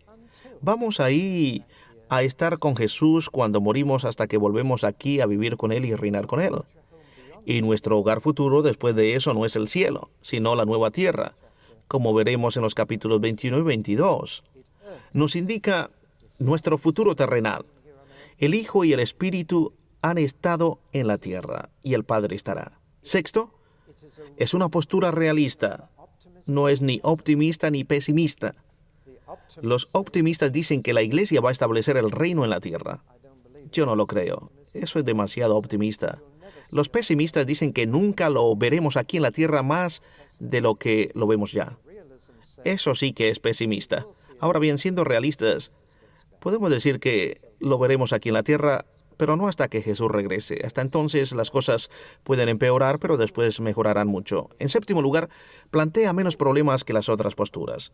Todas ellas tienen algunos problemas, algunas preguntas que no podemos responder, pero esta es la que menos tiene. Y familia, a mí me importa que la iglesia primitiva tomara esta postura antes de que se liara, y el hecho de que durante 400 años, por lo menos la iglesia tomara esta postura de forma unánime, hace que esta postura tenga mucho peso para mí. Ellos eran los más próximos a los apóstoles, y por lo tanto, los que más posibilidades tenían de haberles entendido. Ahora hemos llegado al final de Apocalipsis, al final del libro.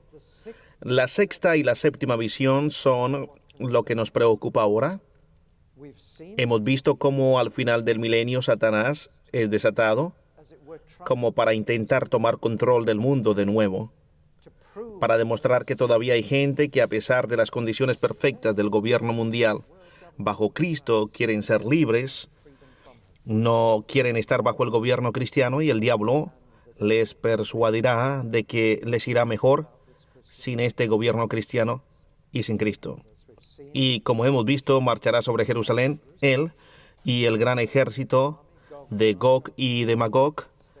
Se recurre a ellos aquí. Si leen Ezequiel 39 entenderán el porqué. Gog y Magog marcharán sobre Jerusalén y serán consumidos por fuego del cielo. Y es entonces cuando Satanás es arrojado en el lago de fuego, donde el anticristo y el falso profeta ya están, y donde serán atormentados día y noche para siempre, y siempre, y siempre.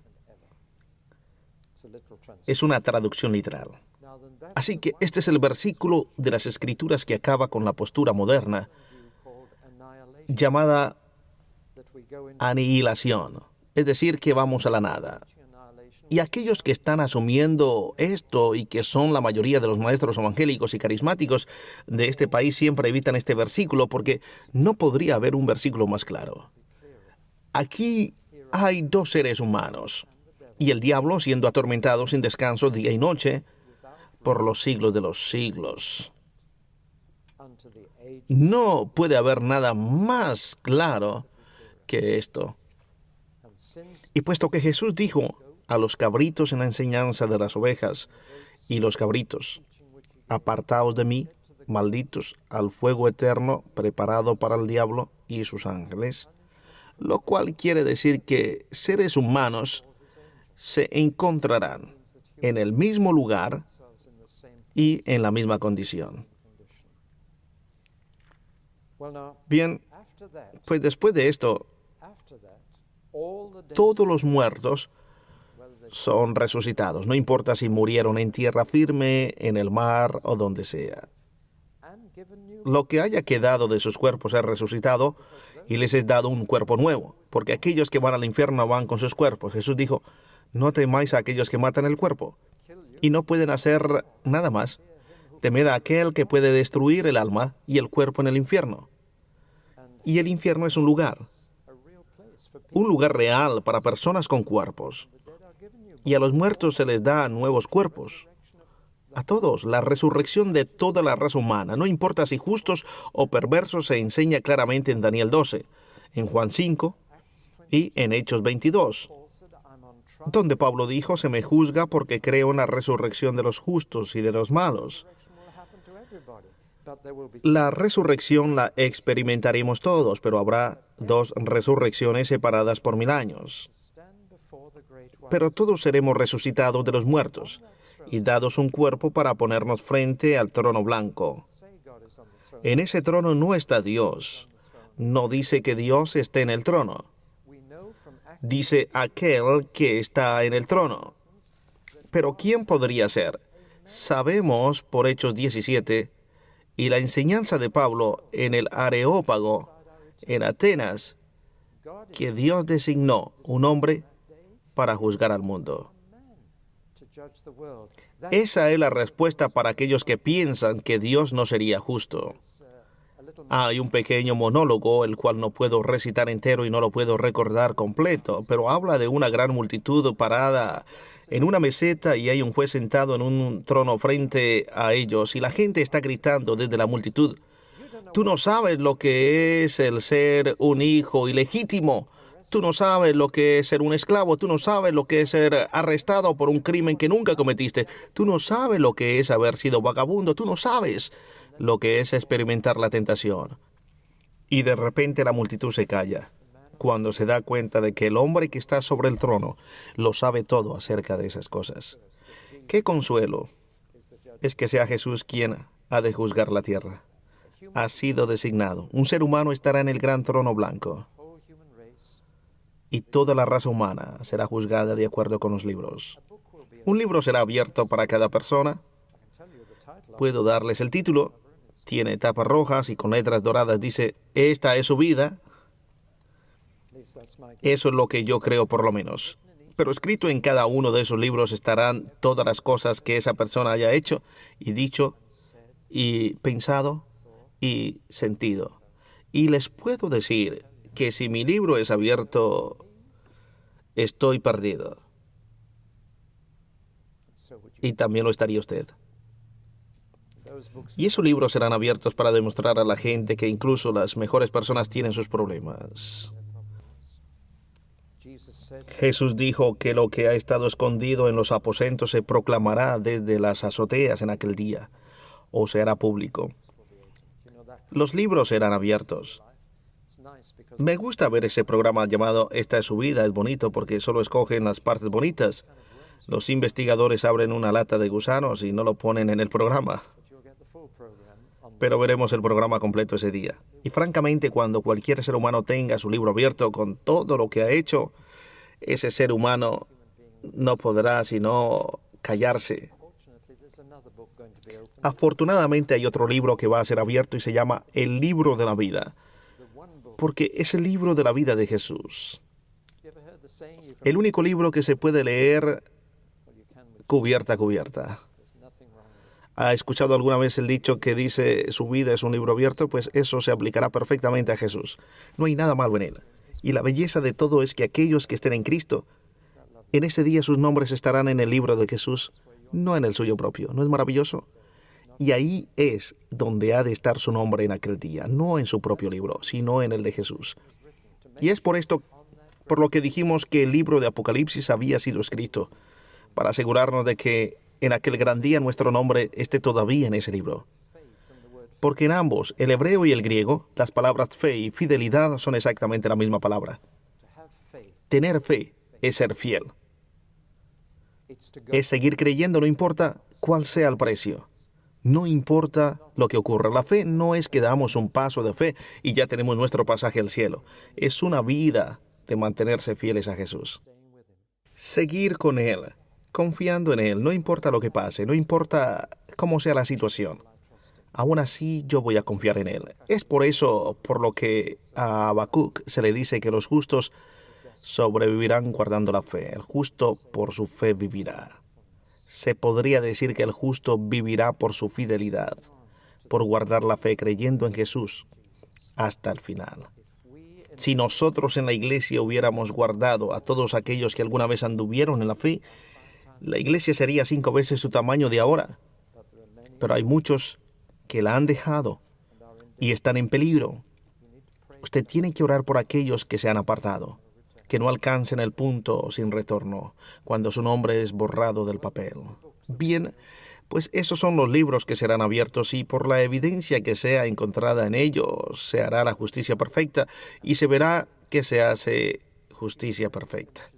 La raza humana acaba en 2 grupos y solo 2, aquellos que viven bajo la ley de Dios y aquellos que no quieren, que quieren vivir a su manera. Bueno, ahora de ahí tenemos este lago de fuego que se menciona. No voy a hablar mucho sobre él. He escrito un libro llamado El Camino al Infierno.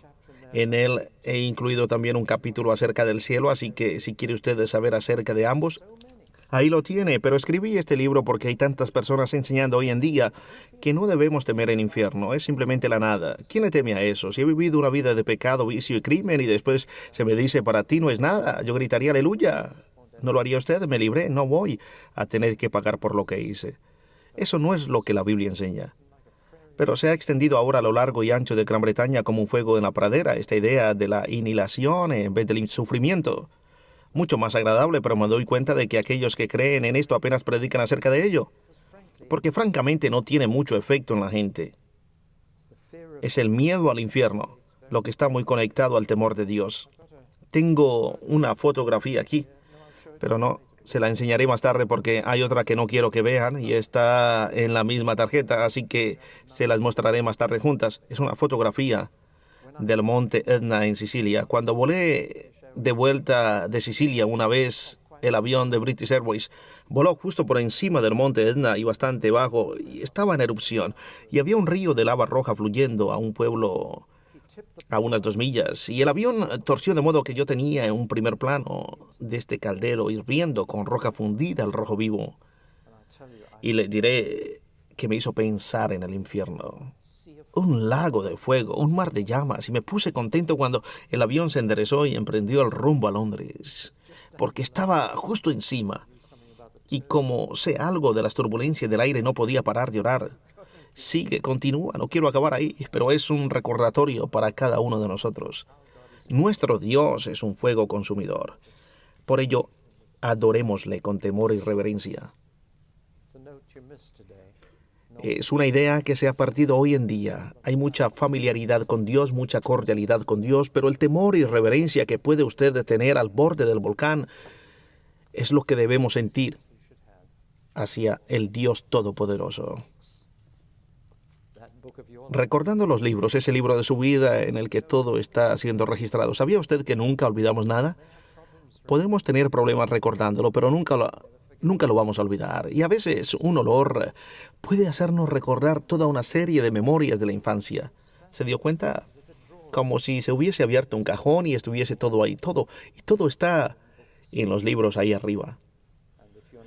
Y si su nombre no está en el libro de la vida, ese libro será abierto. Y usted no podrá decir nada. Y después de esto tenemos el cielo y el infierno. Pues no exactamente. Es una pena que solo hablemos del cielo porque no es el cielo. Es un nuevo cielo y una nueva tierra, lo cual quiere decir un nuevo universo y un nuevo planeta Tierra. Porque cielo y tierra se refiere a lo que nosotros llamamos este planeta y el espacio. Así que habrá un nuevo universo, un universo recién hecho. Dios hará un universo nuevo. Cuando la gente me pregunta cuál es mi negocio, me encanta responderles que estoy en el negocio del reciclado. Y ellos hacen, oh. Normalmente sonríen, ¿papel? ¿Metal? ¿Botellas? No, gente. Porque somos las personas las que causamos la polución. Y mi negocio es reciclar personas porque ese es el negocio de Dios. Y si alguno está en Cristo, nueva criatura es. Y lo que ocurrirá es que mientras en la primera creación Dios hizo los cielos y la tierra primero, y por último las personas, en la nueva creación, en la que estamos ahora, estamos en el octavo día de la creación.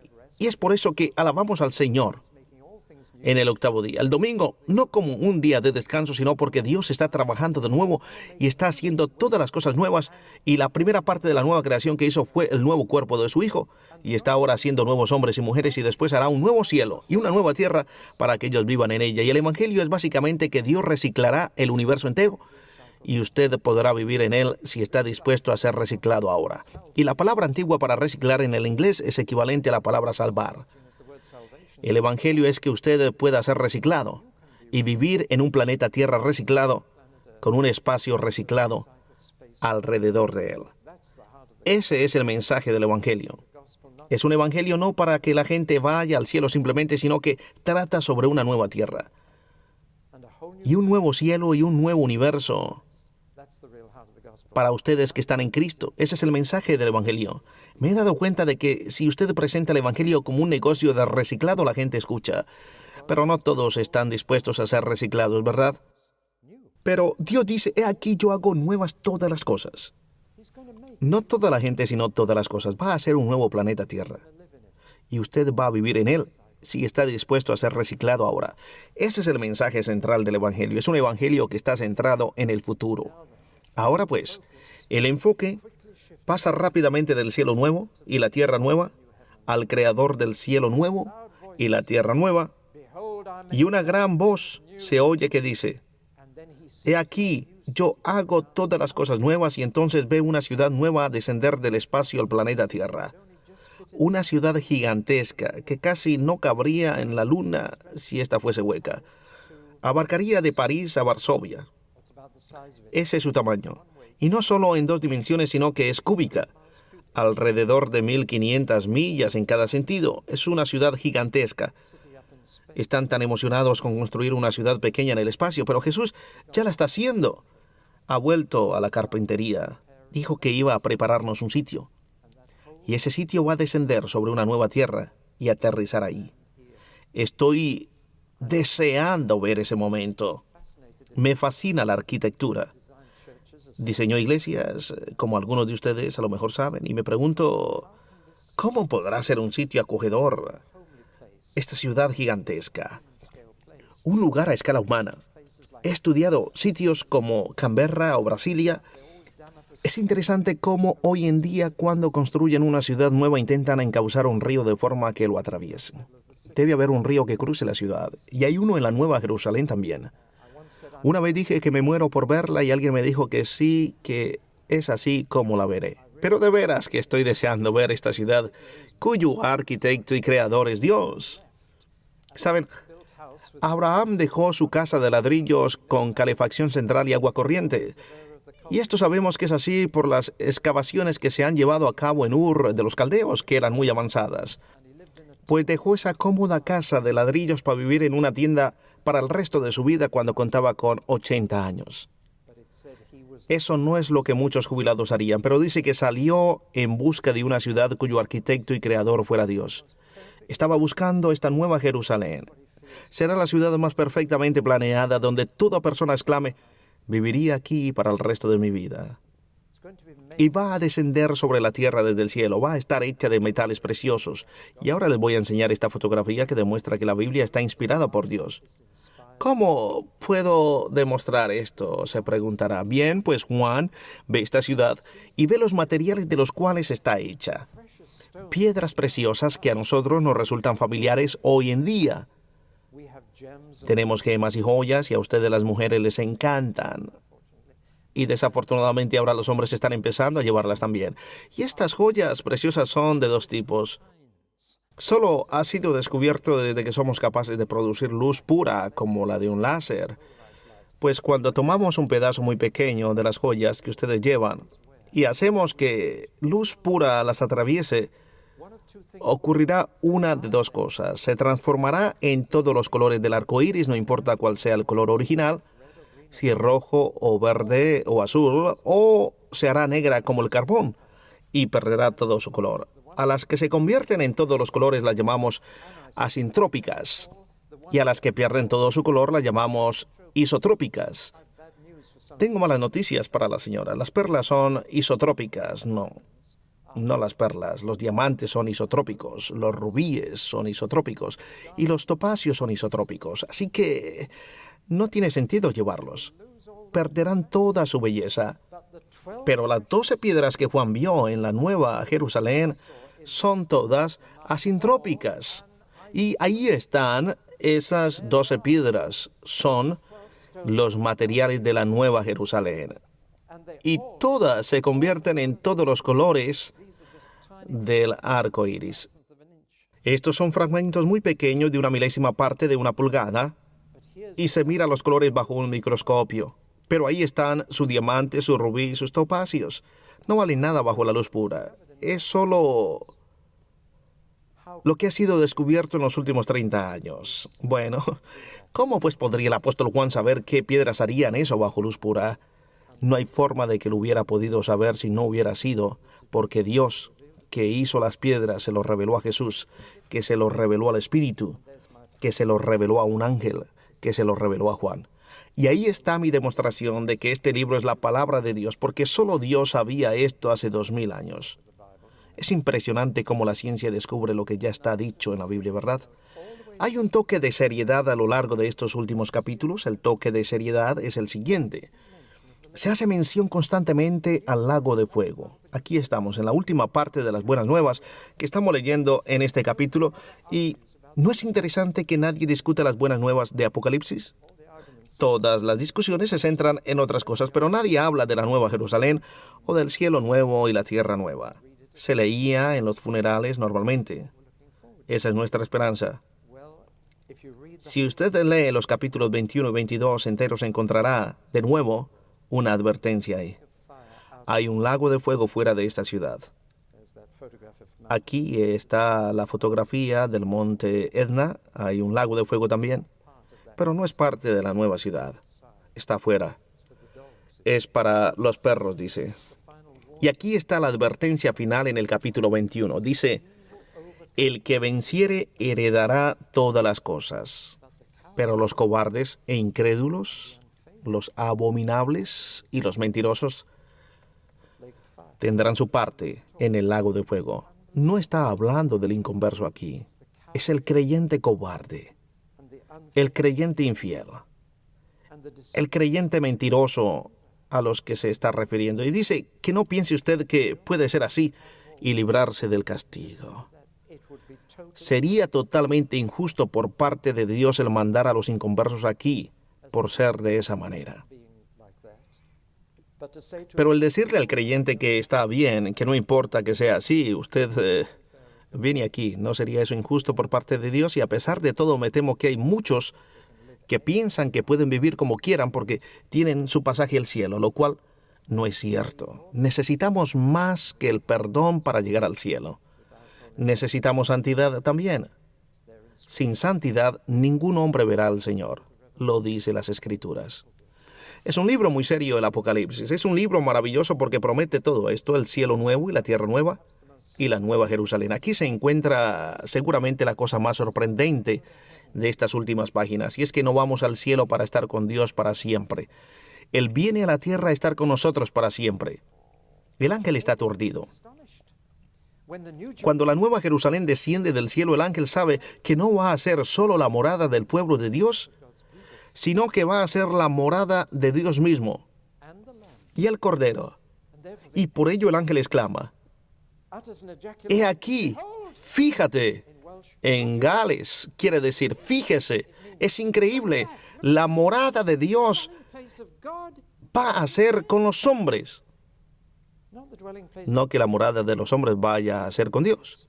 La sorpresa del ángel se demuestra en su exclamación: «He aquí, Dios morará con los hombres, y ellos serán su pueblo». ¡Qué cosa más increíble! Nunca más diremos: «Padre nuestro que estás en los cielos». Diremos: «Padre nuestro que estás en la tierra con nosotros». Es Dios quien se muda al final de la Biblia. Su Hijo ha estado en la tierra, su Espíritu ha estado en la tierra, y mucho tiempo atrás, en el principio, el Padre estaba en la tierra. Adán escuchó el sonido de sus pasos. ¿Dónde? Paseando por el huerto del Edén. Así es como será de nuevo. El Padre viene a vivir a la tierra, a una tierra reciclada. ¿No es increíble?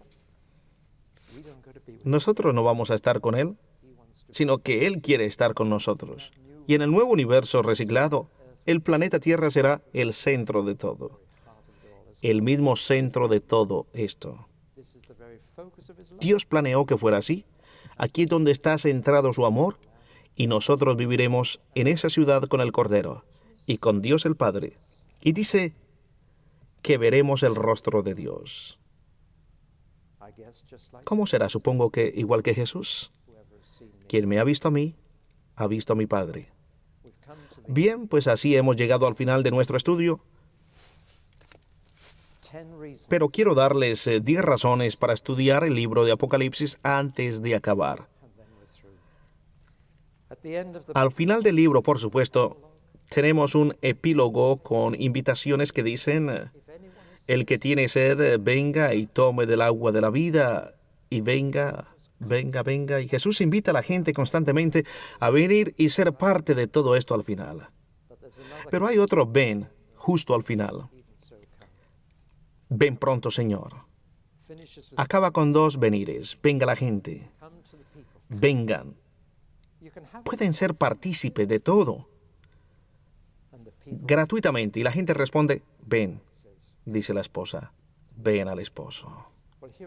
Aquí están las 10 razones. Primera, es lo que completa la Biblia. Es el clímax vital, sin el cual la historia no tiene final, y sería como leer una novela de detectives, y llegando al final, descubrir que las últimas 10 páginas han sido arrancadas. Aquí es donde se acaba la historia, el gran final, el final a la historia de amor de Dios, porque Jesús es el alfa y la omega.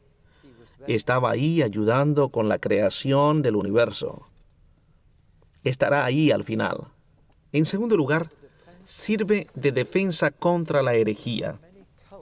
Hay muchas sectas hoy en día llamando a nuestras puertas, y todas conocen el libro de Apocalipsis muy bien, y encuentran que el cristiano medio es alguien que no conoce el libro de Apocalipsis.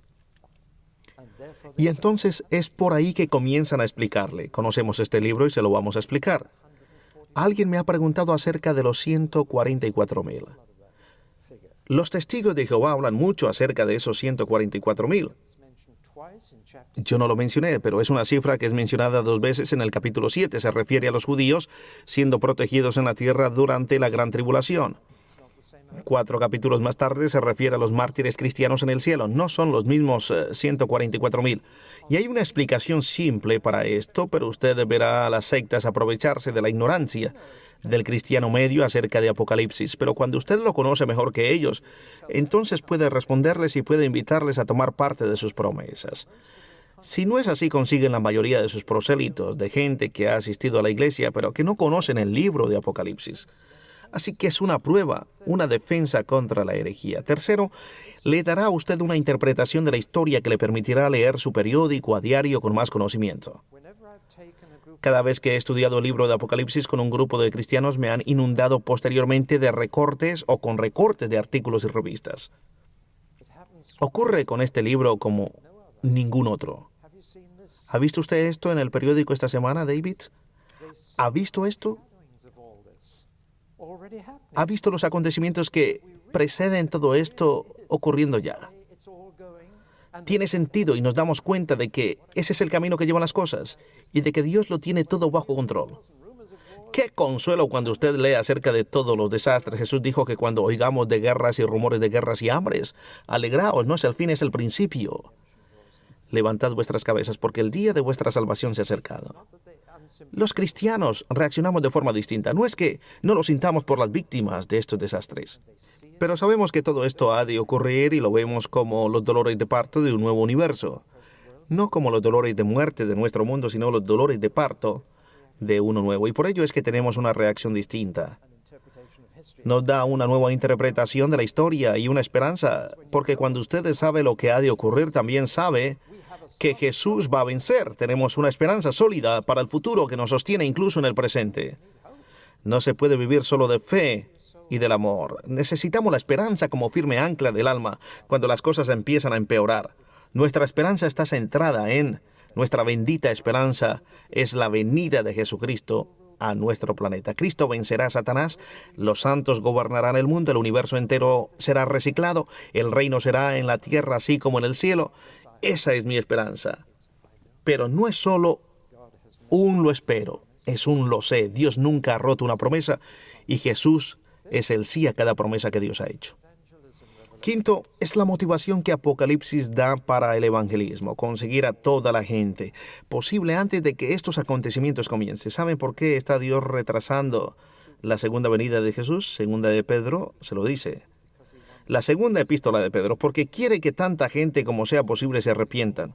Solo lo está retrasando para agotar todas las posibilidades. Quiere que el evangelio alcance a cada grupo étnico antes de que el fin llegue. Eso sí que motiva para la evangelización. En sexto lugar, nos incita a la alabanza. Usted debe haberse dado cuenta de que a medida que usted lee las canciones en Apocalipsis, las canciones celestiales, usted siente un impulso a unirse a esos coros. Quiere alabar.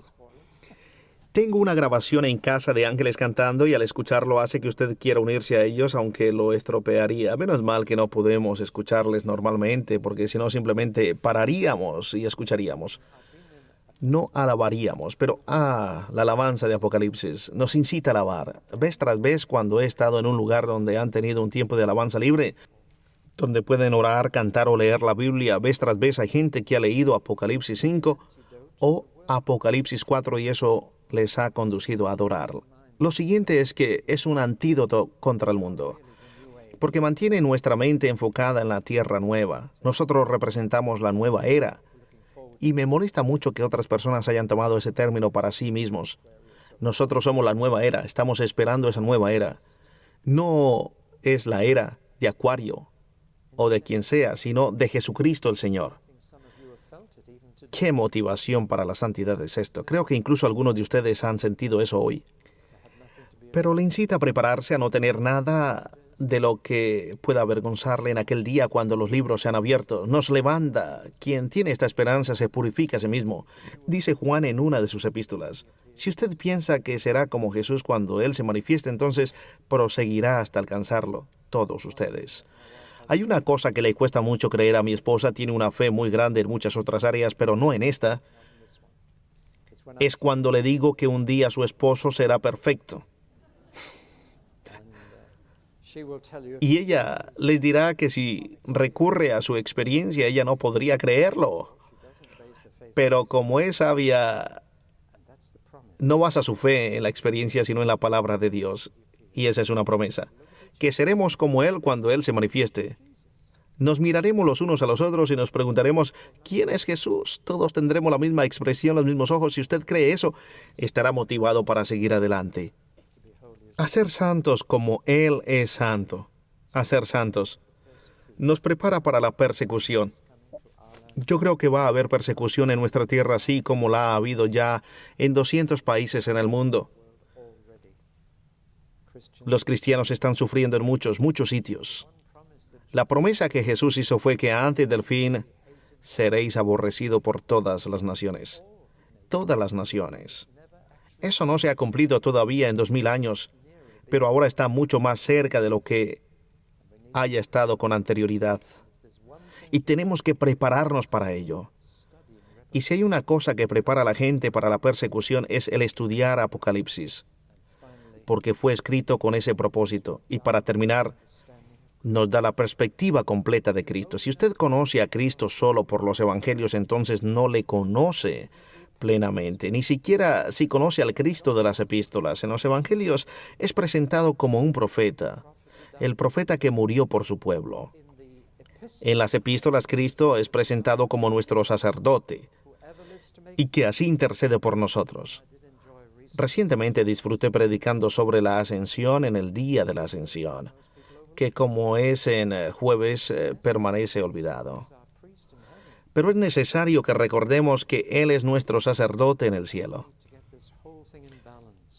Pero en Apocalipsis es el Rey y tenemos que aprender a equilibrar estas facetas, a ver el Cristo completo, con todos sus títulos, todos sus 250 títulos, especialmente aquellos que encontramos en Apocalipsis. Los necesitamos todos para tener el cuadro completo de Jesús y entender de forma equilibrada quién es Él. Él es el Alfa y el Omega, el León de Judá, el Cordero que fue inmolado. Él es el principio y el fin. Es el testigo verdadero y fiel. Es el Rey de Reyes y Señor de Señores. Todos estos los encontramos en el libro de Apocalipsis. Todos nos permiten contemplar el cuadro completo. No es un Jesús manso y tranquilo, este es Jesús el hombre, como dijo Pilato. He aquí el hombre. Aún así, el hombre que ascendió para equilibrar nuestra perspectiva, Apocalipsis da un toque serio a Jesús. Una perspectiva de Jesús que asusta, pero que ayuda a equilibrar esa percepción un tanto débil de Jesús que algunos tienen. Este es el Jesús que no parará hasta que haya solucionado el mundo. Muchos están desilusionados con Él y dicen que vino hace 2000 años y el mundo sigue igual de mal. Necesitan escuchar acerca de su segunda venida, porque después de esa, el mundo dejará de estar mal. Estará bajo el reino del cielo, y el reino de Dios vendrá de nuevo sobre la tierra. Sí, ven, Señor Jesús.